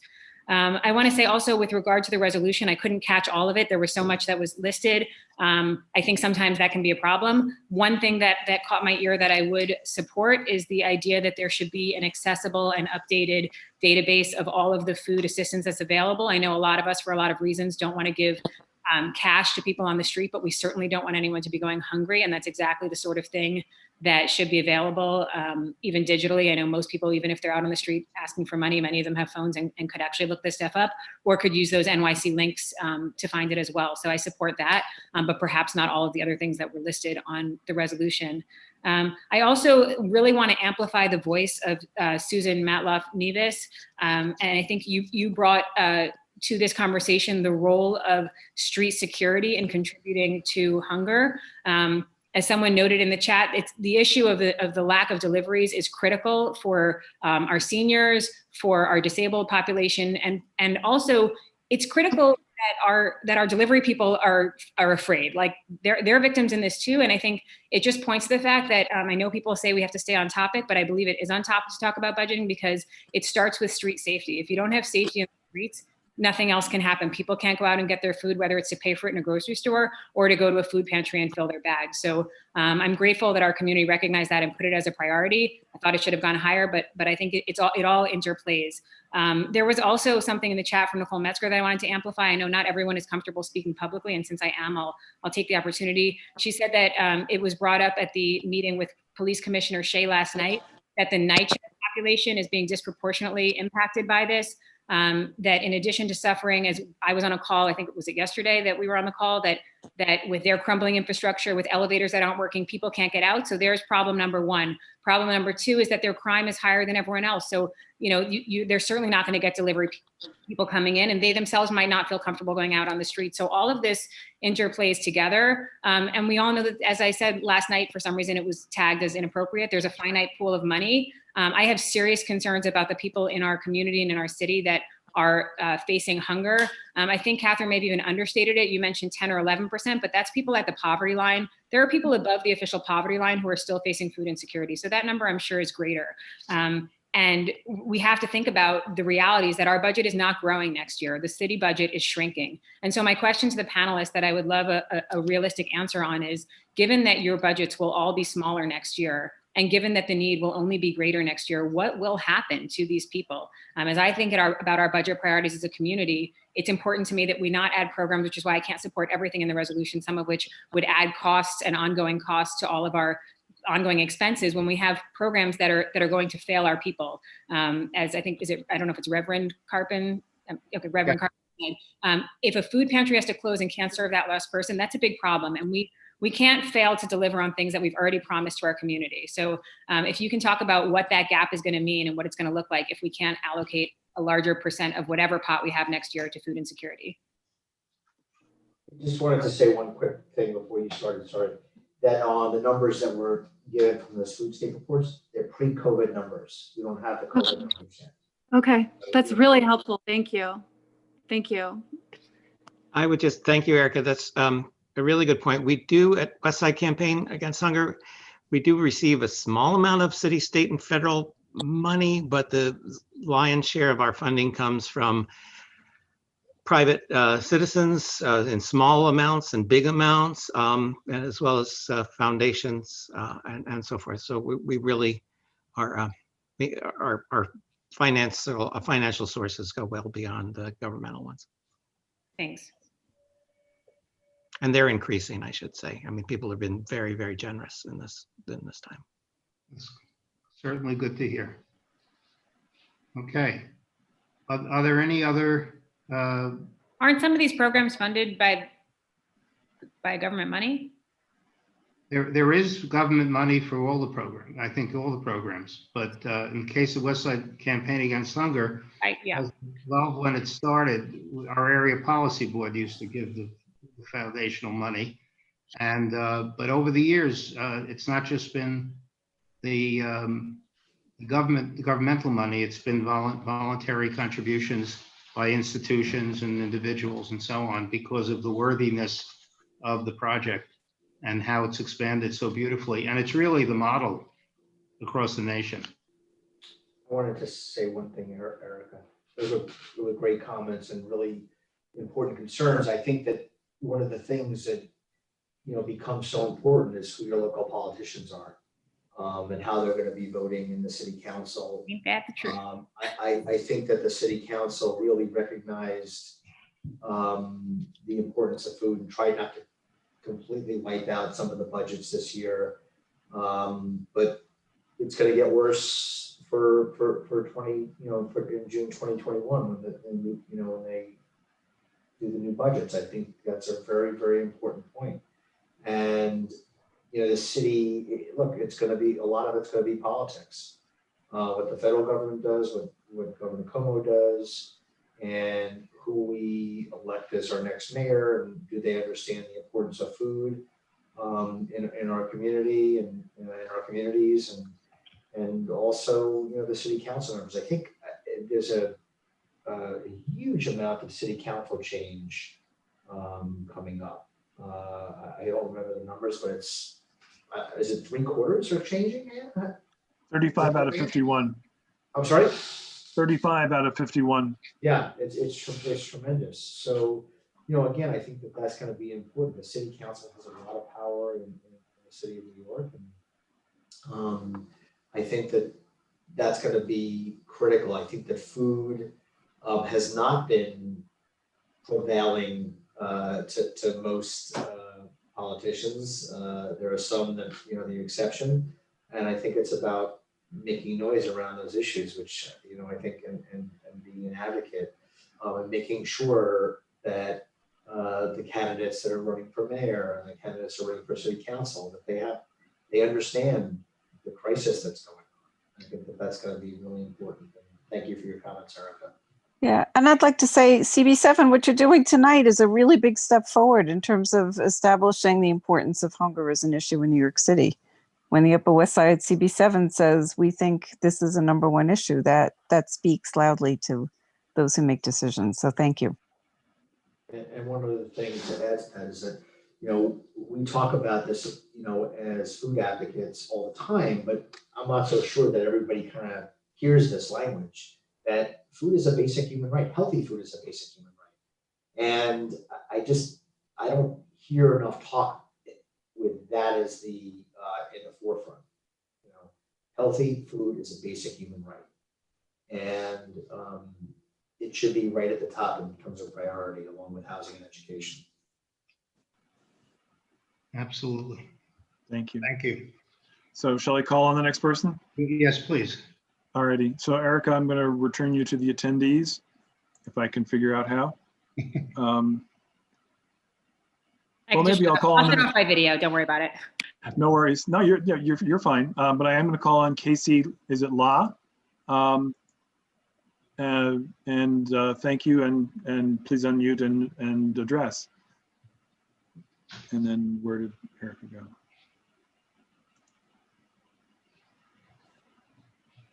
Okay. There's Casey. There you are.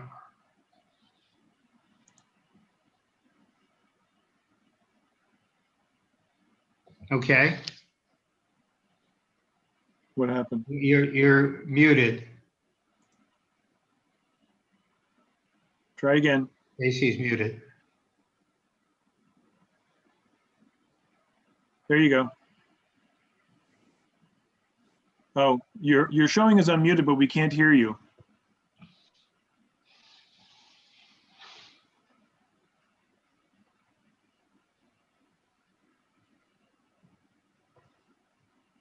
know what to say. It's, I Oh, think it's. is it working now? Yeah, that's it. Yeah, there we go. Well Yes. done. Oh my gosh, I am so embarrassed that that took so long. Hi, everybody. My name is Casey LaRose, actually. I'm a resident of the Upper West Side and very concerned community member.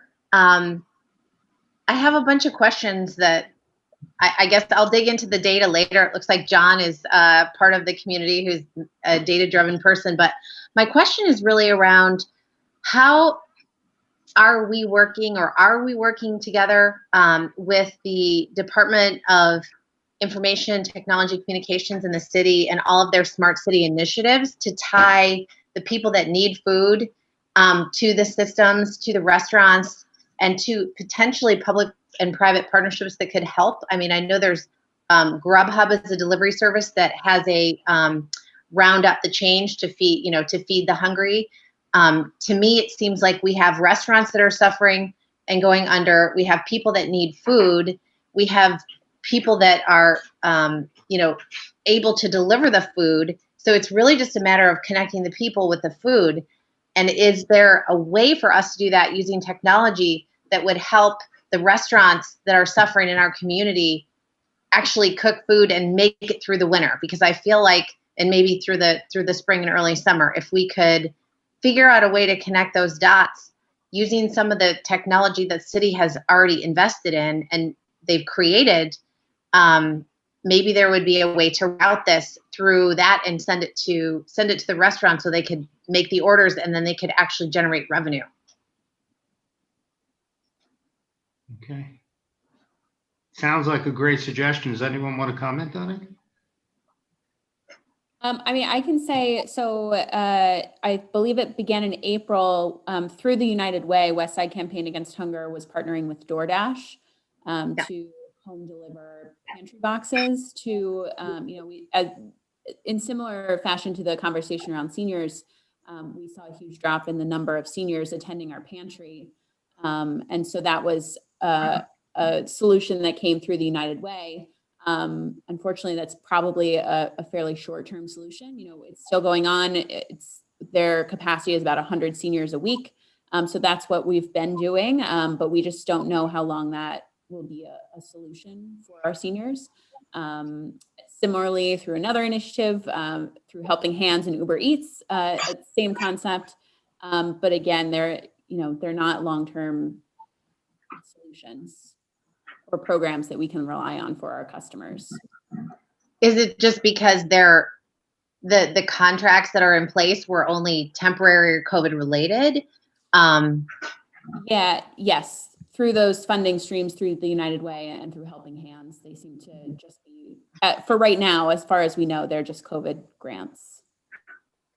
Because I feel like, there's so much about this pandemic that gives us a chance to pause and rethink and say, okay, well, maybe we need to start rethinking the way we use retail space. Maybe we need to rethink the way that a restaurant individually, opens its doors and has its own staff. Maybe we need to be sharing staff. Maybe we need to be sharing, all of the investments that need to go in. So I feel like this is two sides of the same coin, because if our community is essentially, has nothing that survives this pandemic, then we're going to be in much worse shape than if we try to take some of these programs, even if they're temporary and COVID related, and figure out a way to pivot them into long-term solutions. But if we don't get through this period, we're going to be in much, much worse shape than if we don't kind of try to combine the short-term with the long-term thinking. Okay. Thank you. Right, Shelley? Yes, please. I think that is an absolutely brilliant idea. And I know that next month, I think the Hunter College Group or the City College Group is going to have a conference on restaurants. And I think it would be wonderful if they could bring up at that conference, or maybe we could somehow interact with it and talk about restaurants getting funded to provide food for people who need it. And that way helping restaurants and helping the people who need the food, because we would love not to see so many restaurants disappearing from our neighborhood. Yeah, that is one of the topics of discussion. So, and that's on November 17th.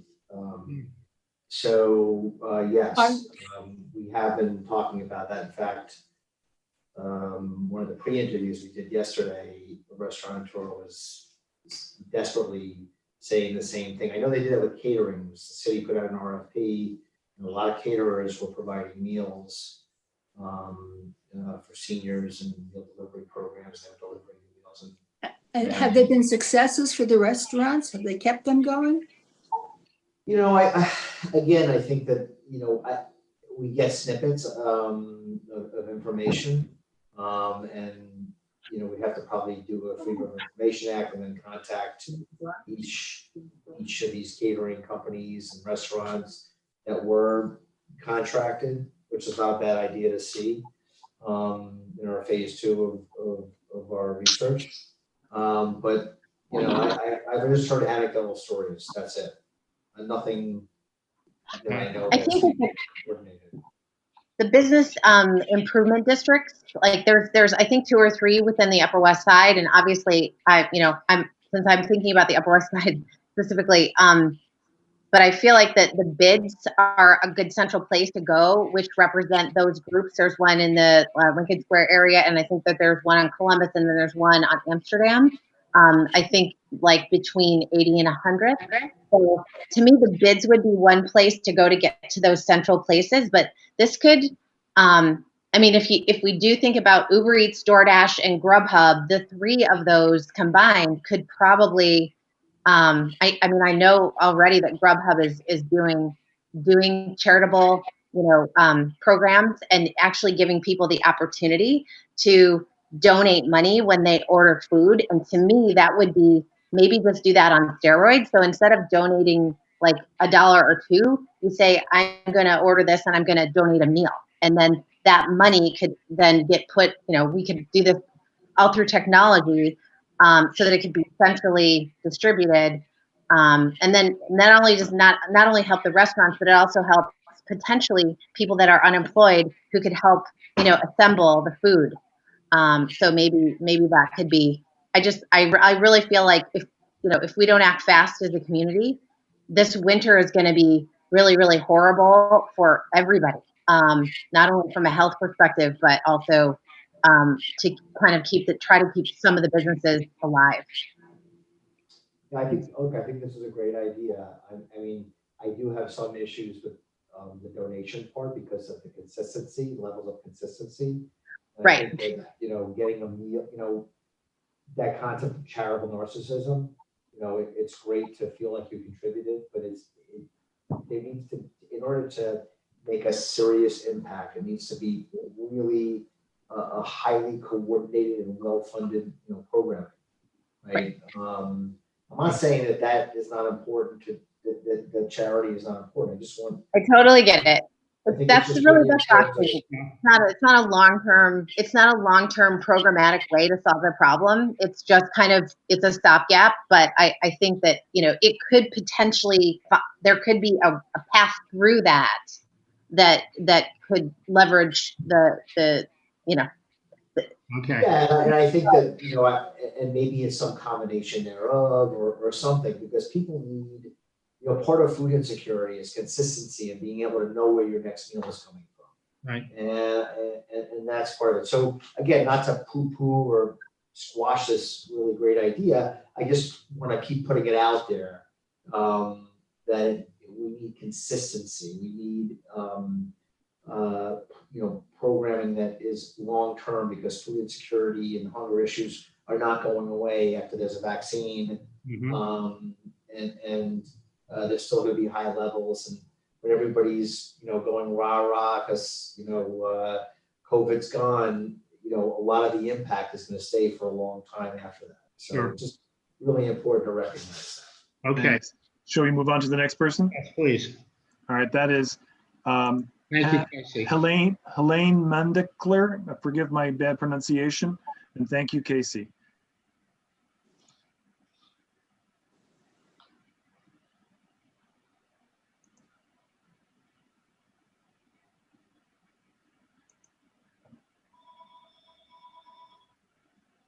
Helene, can you unmute? Sure. Okay. Thank you. Hi. name's Helene Mandelker. I'm a registered nurse. I'd like to get some feedback from the group on how do you coordinate with hospitals, we have a couple of rehab facilities, we have at least 2 area hospitals. How do you coordinate to make sure that folks who are being discharged have access to food? They may be, and I know the homebound have to go through an assessment by case managers to get home delivered meals, but that is not meeting the needs of folks who are being discharged who don't always qualify as being homebound, but yet do not have access to food. There's been a medicalization of our social problems, hospitals, discharge planners. I've seen things of pantries off of ERs. So how are we coordinating? How are we partnering with our healthcare facilities to address the nutritional needs of our community?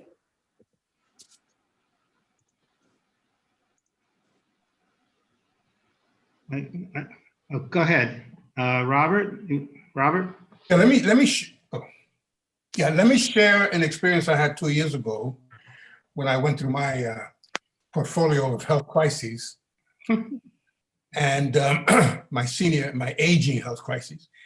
And when, much to my surprise, the discharge planner visits you at your bedside and what do you need and yada yada. And I have a perfectly good place to live. I have a son, I have this one, I have housekeeping, and so on and so forth. So I wasn't in particular need. But she says, well, what about your food? I says, I eat too much anyway. And so on her own, she signed me up for a program under my Medicare where I was entitled to free 14 days food delivery, which was a massive amount of food because they sent 2 weekly packages for 2 or 3 meals a day. And this was no charge. And I says, is there gonna be is my premium gonna go up? And my point is that there is that service through Medicare. In my case, it happened to be Aetna. So I don't know if all of the carriers have the same service, but I would think it is. And part of her concern was that regardless of what assurances I was giving her, I was still at that time 75 years old. And see, she was making sure, regardless of how I praise my son, how I praise my housekeeper, how I praise the other one, they said, no, we're gonna cover you. And no charge. I mean, it was the shock of my life. Not only that, it was diabetic, healthy food, because that's one of my issues. So no, it was low salt. Of course, you can do what you wish once you get your food. But the food that was sent in was ample, well packaged. You throw it in the fridge, you throw it in the freezer. And so that while you're working with your person that's going to be discharged and you're trying to get him into permanent services, that's only a one-shot deal, by the way, because I try to subscribe on a regular basis and they only give it to you one time. And I begged. And the distributor and the planner was somewhere in Florida, and I called them. I said, can I speak to your CEO? And they transferred me to Oklahoma. And I spoke to them, says, we're so happy that you're happy with what we did for you, but that was it. And I says, well, what if you gave me a payment plan where I pay myself? He says, no. Okay, so so the point is the point. So that Thank you, Shelley. Thank you, Shelley. I talk too much. While you're setting that person up for permanent, secure food delivery, talk to your providers, your hospital social worker, and see if there are people that you're concerned with, if they're going to be, or if they get offered that very same service. I was very So the program that you're talking about was offered through your Medicare Advantage plan. And that is something that the government, gives them incentives to do these things. And the goal is to keep you within the community and not for you to be readmitted. But there are folks who do not have access to those kind of programs because they're either underinsured, that they, under the Affordable Care Act, you do not get, and you're in a commercial member, you do not get those types of benefits. If you are uninsured, you certainly don't get those benefits. If you're illegal, you don't get those benefits. So there's a multitude. So seniors in Medicare Advantage plans definitely have an advantage. So for programs that give them additional benefits. But again, so when you talk about the underinsured, and I'm sure there's tons of folks who are going to be off of the commercial plans that may or may not qualify for Medicaid. All right, so this is looking forward. So I think there needs to be coordination, and it's not just for folks who are discharged, it's also for folks who go to the emergency room, who go to their clinics. All right, what coordination do the agencies, if Goddard gets involved or any other agency gets involved with really partnering with hospitals and healthcare facilities to help address needs of their patients? So Because since those you've, are your can I answer the question since you called out Goddard? Okay, We work and with then- 5,000 seniors. When our seniors are discharged, we work with those seniors. We don't have the Right. capacity to serve beyond that. You've identified not a coordination issue, but a gap in services. All right, And I okay. 100% agree.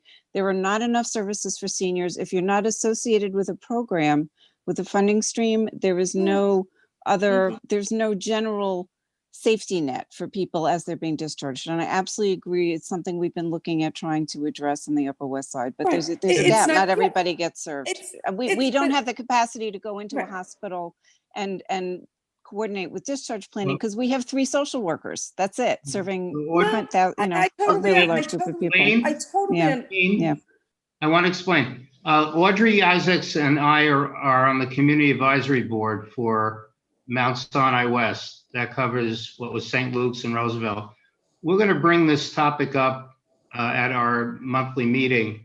I think it was an excellent point. It was my understanding from previous experience with the hospitals that every person who's being discharged had, regardless of ability to pay, had a social worker arrange for these things, but it may not be so. And it certainly is imperative that we look into it. So I think we're going to address it to our local hospitals and systems and other health facilities that serve for rehab and other things. I think your point is excellent, and thank you.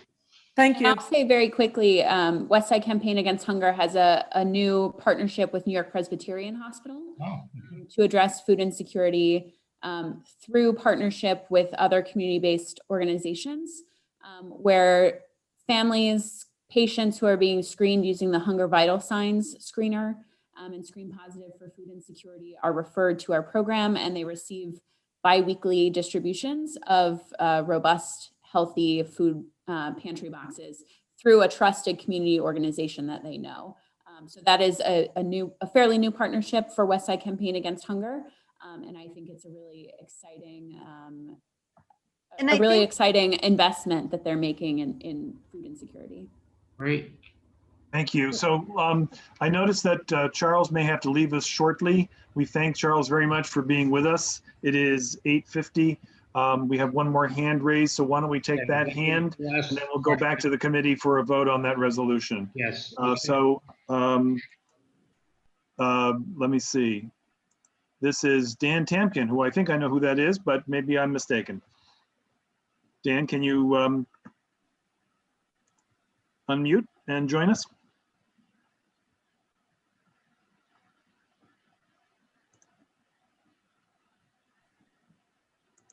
Dan Tamkin, you had your hand up.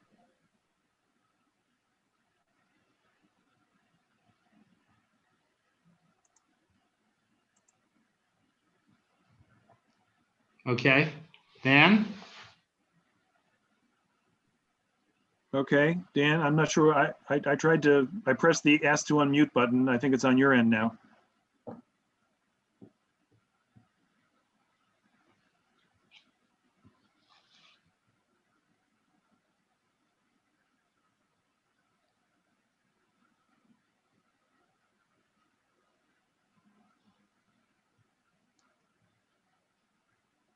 Okay, I don't know if we can. Dan, last call. Okay.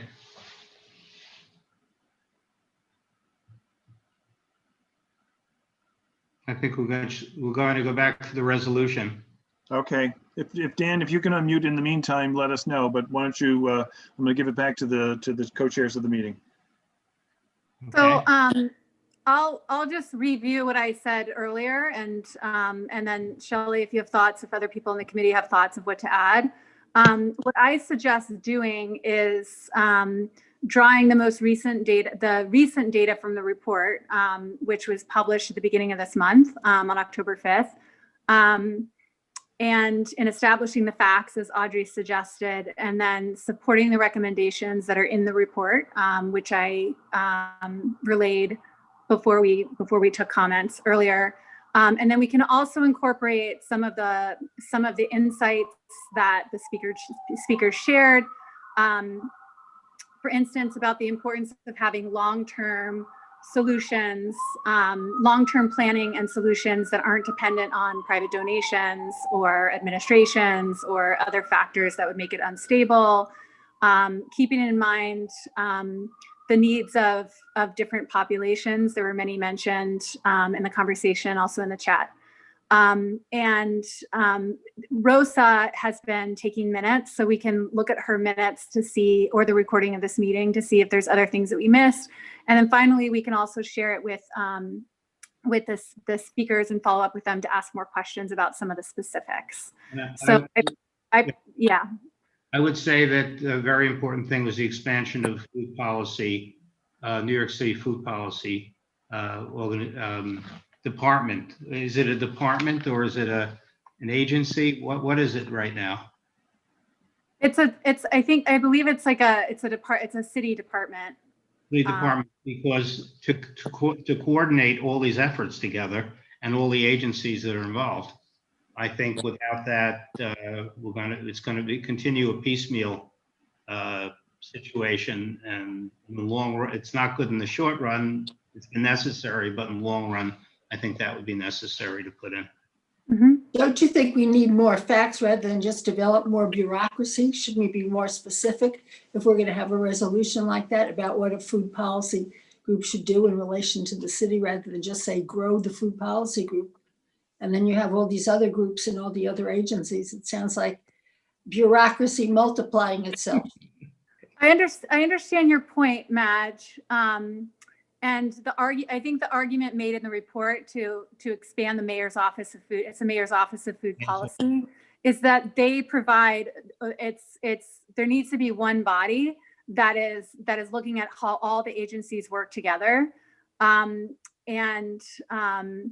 And to develop that in order to look at things from a policy perspective, instead of just this ad hoc separate agencies all do different things. So that's the point of expanding the Office of Food Policy, is to strengthen the policy making and the coordination in the city. Pam, I don't know if you want to add anything to that, or Madge. Yeah, no, I think it's a really good point, because we don't want bureaucracy for the sake of bureaucracy at all. But I do think that the service providing organizations such as Senior Meals, and all the service providing organizations, this would be something to oversee it. And I actually think, I think to bring together three of the last points that were made, Charles talked about food being a human right and that we need systemic change. And then the idea from, I think, Courtney, about restaurants and how you can make coordination and how you can make sure you have discharge plans. Those are exactly the kinds of things we want to be thinking. How can we do innovative services, and how can we find gaps in services and come up with a strategic overlying plan that is working for food security, diet quality, and public health, and have that work together. And that's what that office should be doing, is overseeing that. And that office doesn't do it now. Well, it's just too small. They're trying to do it, but it's like, and I wish I had the statistics. One of my colleagues has it, but it's like often 2 people in that office. Sometimes it's been as many as 3, whereas like smaller cities such as Denver may be one of them that has like 5 in their food policy office to create plans like that and do that. So they don't have the capacity. They need more capacity. And it's not just a person power, Pam. It's also the fact that, we have a mayor who, and rightfully so, believes that you should solve poverty first.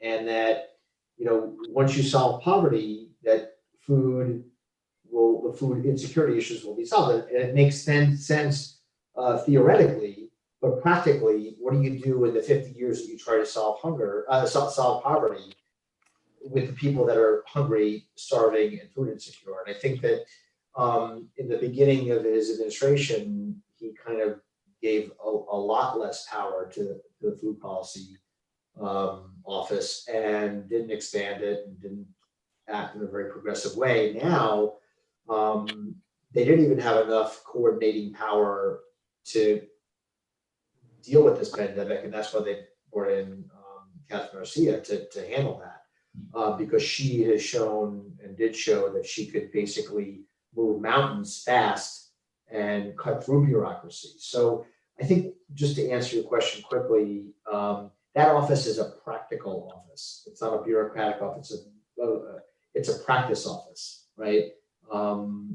So anyway, with that note, I'm going to go because my family's ready to kill me. Because I told them it was 45 minutes. I'm getting texts and like you said, 45 minutes to my daughter. She's applying to college. Thank you very much. Thank you so much. Very, very Thank grateful. you so much. All right, take care. So much. Thank you. I'm going to take a quick moment of chair's privilege to say that we were doing really well in the chat, but it's starting to get a little political and a little heated. And I want to remind everybody to stay on topic, please, and to be kind to one another. This is an important way in which we talk to one another.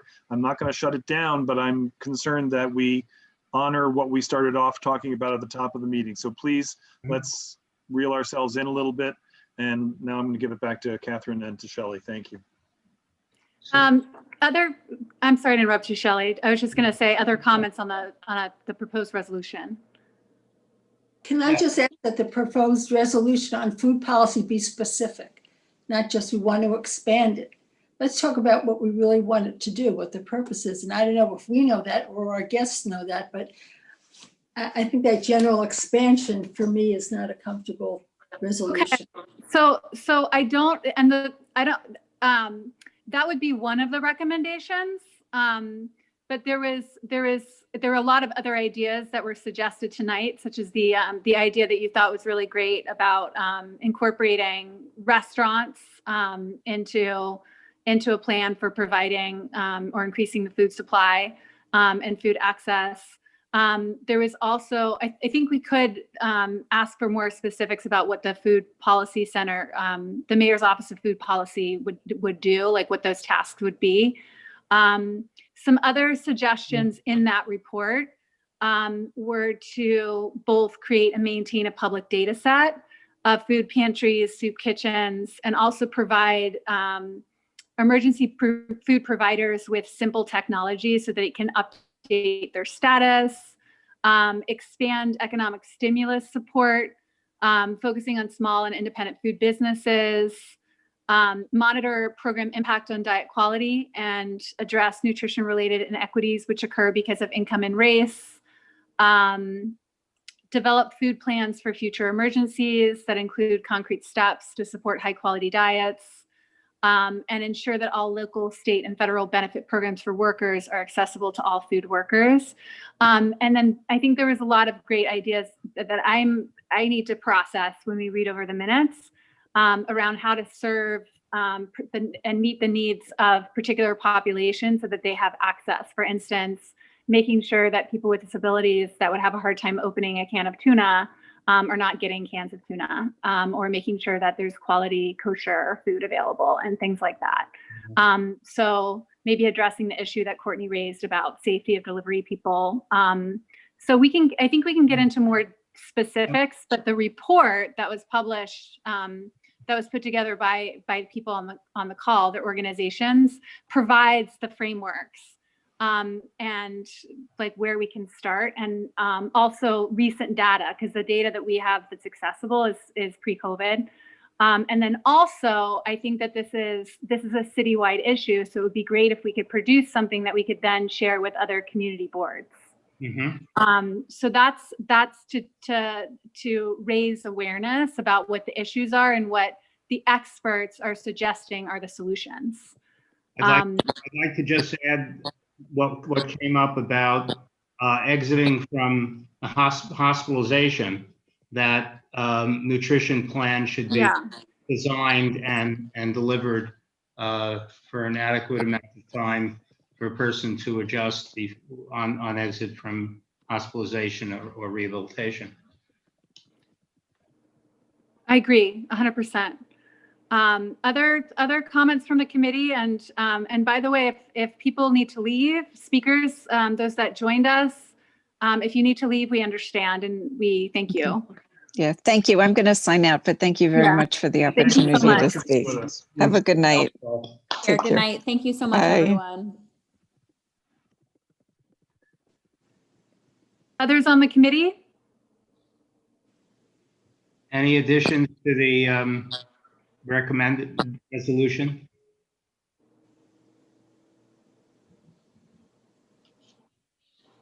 Okay, so in terms of process, I'm going to incorporate some of what I've learned in the DNS, and I can draft, and Shelley and I can draft something up and then share it with the committee.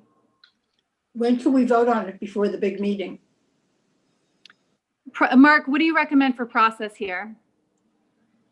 Well, it sounds like this might be a complicated one. The problem is we can't really have a pre-meeting because we already have a pre-meeting before the next full board. That's going to be the budget hearing. You could take a vote tonight on the framework, subject to being fleshed out, but then there's always the concern that there might be further edits, which you don't want to do at full board. So I think sharing it with the committee first and then finalizing it and then making sure it gets to the full board distribution, and we'll try to get it up on the website or some other way to make sure the public can see it too, before full board is the best you can do right now, I think. So you're suggesting that we vote on the framework now and then we share the resolution with time for people to provide feedback so that we're all on the same page with the text that's as written before full board. Is that what you're suggesting?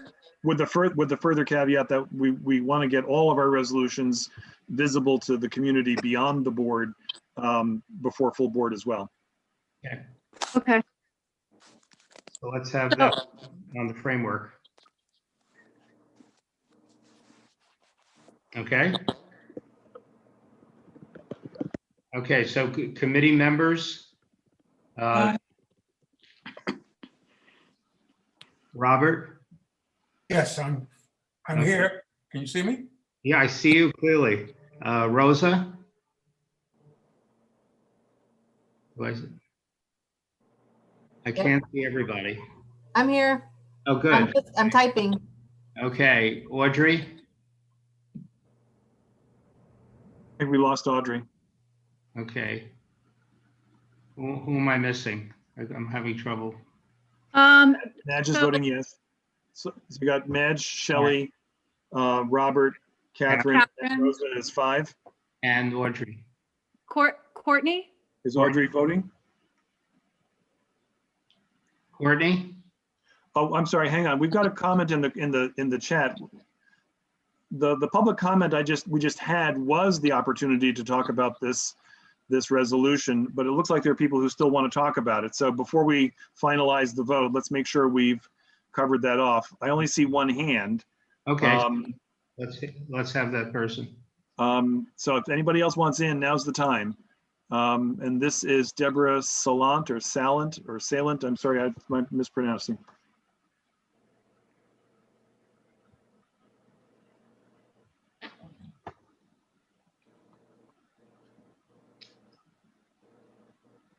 You look like you're unmuted, so we're ready to hear you. Deborah Salant or Salant.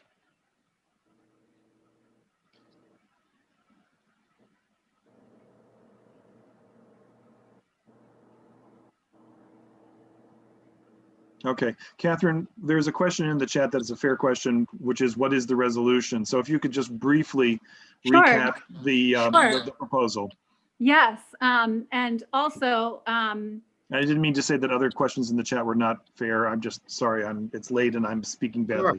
Please go ahead. So all the I wish that we could read all and interpret all of the things that come through the chat, but it's really fast and it's a lot of comments, and we're also having the conversation at the same time. So I appreciate Mark's highlighting this one because it is important. So there was a report that was recently produced by, and I want to get it right in front of me, called New York Food 2020. It was published October 5th. This report was produced by the Laurie Tisch Center for Food Education and Policy. The director of that program is here, Pamela. The Hunter College New York City Food Policy Center and the director of that program, Charles, also presented tonight, and a CUNY Urban Food Policy Institute. And so they provide the most updated data about the extent of the problem of food insecurity. And they also present about 5 or 6 recommended both short and long-term solutions for addressing problems of food insecurity citywide. So, and I read those out a few times. One of which would be the first of which would be to empower the Food Policy Center, but there was a few others that were listed all around providing more for the city to provide more planning around food policy and initiatives so that there's both short and long-term solutions. So we would support both the recommendations of the report and also add what was recommended tonight by the speakers in addressing the needs of particular populations. And so that would be the point of the resolution, is to just raise awareness on both the extent of the problem and also support the recommended solutions.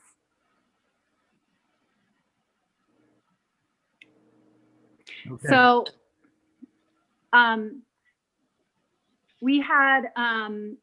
we didn't hear from everyone, so I believe that Audrey's off the call. If I just want to make sure this is correct, there's a yes from Shelley, Madge, Robert, Catherine, and Rosa. So that's 5.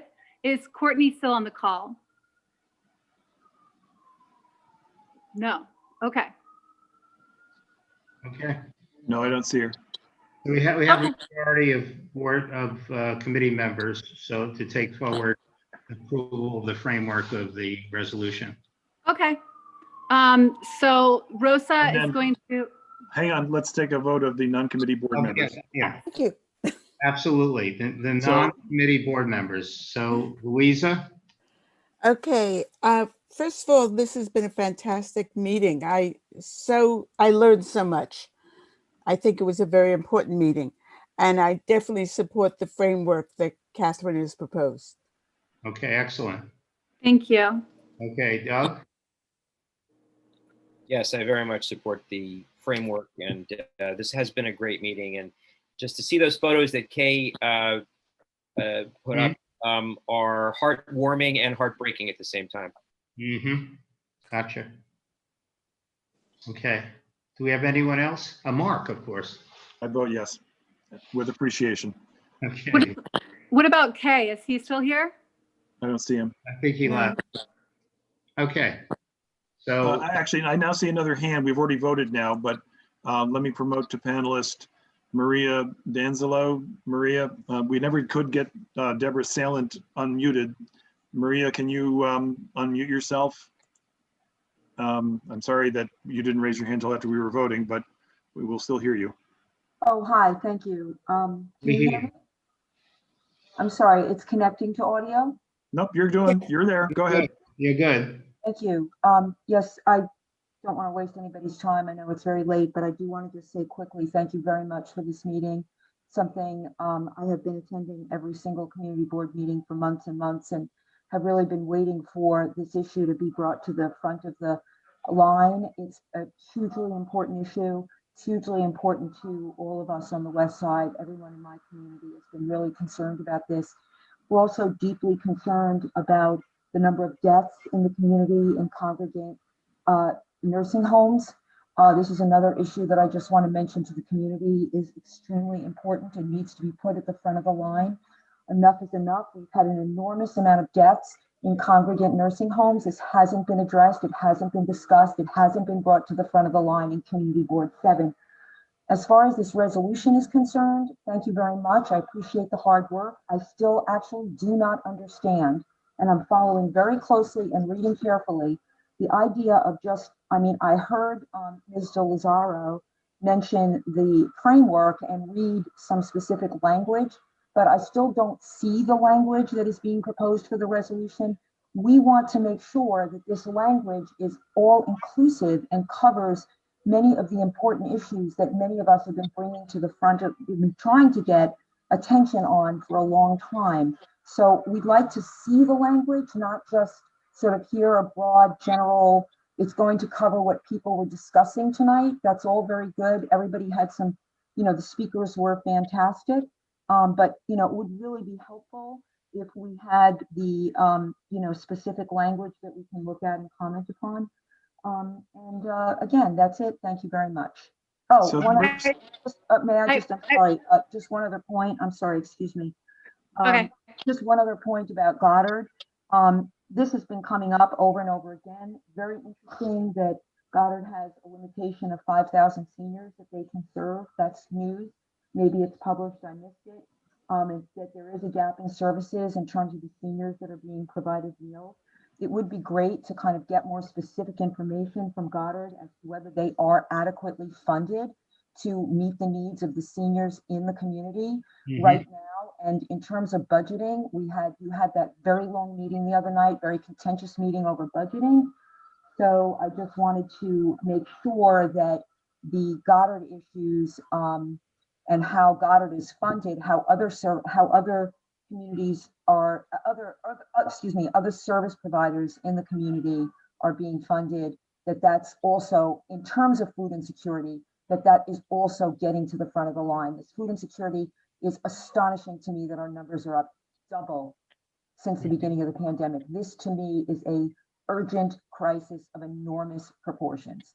So I want to respond to just two of those things. Hi.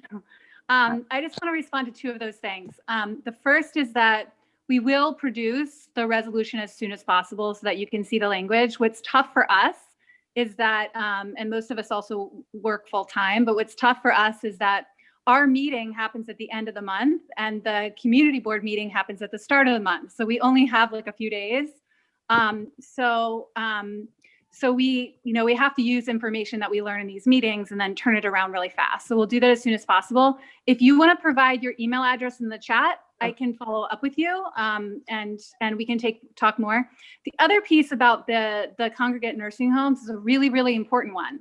And it's one that we listed on the budget priorities. We asked for the city to provide funding to nursing homes to provide more rapid tests for staff. Because there is high cases, high numbers of COVID deaths in shelters, and not in shelters, in nursing homes in our district. We had a public health researcher work with us to kind of investigate the source of the problem. Her name's Aggie Tang. And she kind of identified what the city is reporting as the source of the problem, and it's one source may be lack of testing for staff and access to tests because they're also expensive. So that is listed on our budget priorities, and those will be published soon on the website as well. Okay, thank you. And I'll my email separately. I don't really want to put it on the chat, but thank you. Oh, right, yes. But you can, I think you can write Maria, to me. I have your email. Is it okay if I share it with Catherine? Yeah, absolutely. Okay, yes. yeah. You can also always write to us privately on the chat. Oh, okay. Oh, I didn't know that. Okay. Just for the No, Catherine, I'm sorry, I'm going to interrupt there. There is when you write privately on the chat, only the person in the meeting can see it. But then when you download and record and print out the chat, all of it's there. So it's a false privacy. So I would not recommend that. Okay. So thank you. So the vote on the framework was 5-0-0 for the board, for the committee members, for the board members who are not on the committee, 3-0-0. And we'll take that forward and we'll formulate the full resolution and get it up there as soon as possible. Okay. Okay, so the next item on, so thank you to everyone for participating in this. Thanks to everyone for being here. We're really glad to have you with us and have your contributions.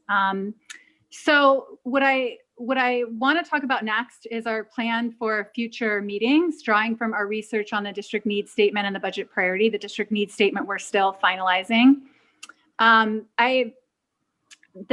What I suggested to the committee are that we, based on what's come up, is that next month we focus on learning about services and options for meeting the needs of people experiencing street homelessness in our district.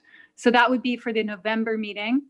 And then for the December meeting, I've been talking with the New York City Alliance Against Sexual Assault and about potentially organizing a meeting with them and with Safe Horizon around best practices for responding to children who have experienced sexual abuse and assault in clinical settings. So there are some citywide initiatives to provide training and certification for nurses, doctors, and physician assistants to respond when people enter hospitals or care centers and go through the process of with rape kits and that kind of thing. There's also a need for psychiatric services for children who've experienced sexual abuse and assault and trauma. So what we'd like to do for the December meeting is meet earlier in the month, potentially, hopefully the first week of the month is what they've suggested as ideal time for hospitals to be able to, given hospital schedules and their budgeting process. And that gives us time to plan with the New York City Alliance Against Sexual Assault and Safe Horizon as well. So that would be a conversation with hospitals and other healthcare providers. And in December, we always have a problem because of the end of the month being holiday season. So exactly, yes, yes, exactly. And then in January, I want to follow up on Rosa's ongoing research, which has been extensive, to find ways to address economic and racial health disparities in our district. That also will require planning and research for us to put that together. So that would be in January. And all of this would also take into account the current economic crisis and COVID crisis. So we're looking at these issues from within that context. Does the committee have suggestions for other issues that we can plan for in 2000? So this would be through January 2021, other issues. yeah, we're trying to come up with a whole year's plan. Yes. We want the priorities they're coming from our district needs statement research and the priorities we've given. So if people have preference for a certain topic, we certainly will try to honor that. Any thoughts?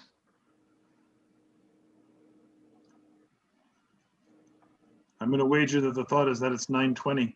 Okay, so what I suggest is committee members, if you look over, some of what we've done and things that you've been involved with or interested in, to send Catherine and myself your suggestions, and we'll build on them and try to fill out the year with a plan. Okay, and it's getting real late. It's getting real late. We did talk about having open public comment. Do you want to do just like maybe 10 minutes of that and then call it a night? Yeah, I think 9:30 is really our deadline. So my witching hour. All right, so 2 attendees. If you want to be heard on anything, we'll take maybe 4 additional folks we haven't heard from already. Please raise your hand now, or maybe it's 9:20 for you as well.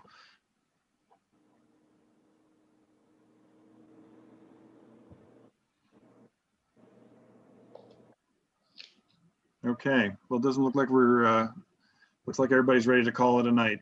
So Okay. we thank everybody for joining us. Thank you, Shelley and Catherine, for a fantastic meeting and a wonderful panel. And we look forward to hearing from folks about all sorts of issues next week at full board. That's going to be a late one, so everybody come with a sandwich and your I don't know. I can't complete it. It's that late. Forgive me, but thank you all very much. Look forward to next week. Mark, thank you so much for making it possible for us to have these meetings and for. Whoops, hold on. We have one more person. I'm sorry. Oh, Okay. Erica spoke already once, but we'll real quickly, Erica, because we're winding down here. That was actually an accident. I was scrolling through the chat, but I would note that there are many, many people who are very frustrated, and I would applaud them for having, for the most part, held their tongues. There are so many people who feel that there's a backward nature to all of this, that resolutions are given without time to look at them, without time to study anything. I asked Catherine, who just extended her time to someone else about a different topic, but she's not, so I followed up on it. And then she said, I actually have no time for several weeks. So I don't know how you have time for hunger, but not time to discuss the other issues. I asked you for research, you won't share it with me. So, you know, I've been well behaved on all of these calls. I think I'm not going to take it any further, but I know that there is going to be tremendous pent up anger, frustration, and these are real people who are not trolls, who I hope you will all take very seriously. I hope there will be more information ahead of time so that we can come prepared and see what resolutions will be voted on. And I hope that community members will maintain an open mind about what are really the needs of this community. And if we cannot serve the needs that we have already promised, real needs, real hunger, insecurity, crumbling infrastructure and housing, then we should not be committing additional funds to new projects, including capital investments that then have additional long-term consequences where we have to fund all the services. So I'm not going to take up any more time. I actually clicked on it by accident, but I hope you guys are prepared, and please take people seriously. They care about the humanity in this neighborhood. They care about this neighborhood. They care about the community board, and they're really trying to make a difference and feel like they're butting their heads against the wall. So I'll leave it at that, and I wish you all good night. Thank you. Just one comment on on resolutions. Very often resolutions come out of a process of discussion and information learned at a meeting. And it's hard, and although a lot of the most important, Catherine outlined a lot of the most important parts, we made it a framework because to have a substantial resolution that we can stand by, we need time to formulate it. Occasionally we can put together a resolution before and then flesh it out. But this, yeah, I appreciate that. But I mean, in my experience on boards, the resolution is put up on a screen, either in person or on the screens here, so that people can at least see the draft resolution and then have a more meaningful discussion. I couldn't possibly have held all those details in my head, and I can't imagine you guys could either. So I would really encourage at least draft resolutions and having them pre-circulated to other people as well. I tried to be productive. I went on the website today, but things are not updated. I don't know whose responsibility that is, but things are not available. So I think it's important to note that we do the best that we can with the limited time and resources that we have. So this resolution needed to come out of this meeting. We have days to prepare it for our next meeting, and so it's constructive suggestions are great. But nothing, but as we do have limitations, and so we appreciate suggestions, and we certainly are all trying our best. So thanks to everyone, and for being here, for everything that was shared, and thanks so much to Mark and to the committee, and I suggest a motion to adjourn. Motion to adjourn. All in favor? Doesn't appear to be any objection. Thank you, everybody. Be well. Take care. See you next week. Bye.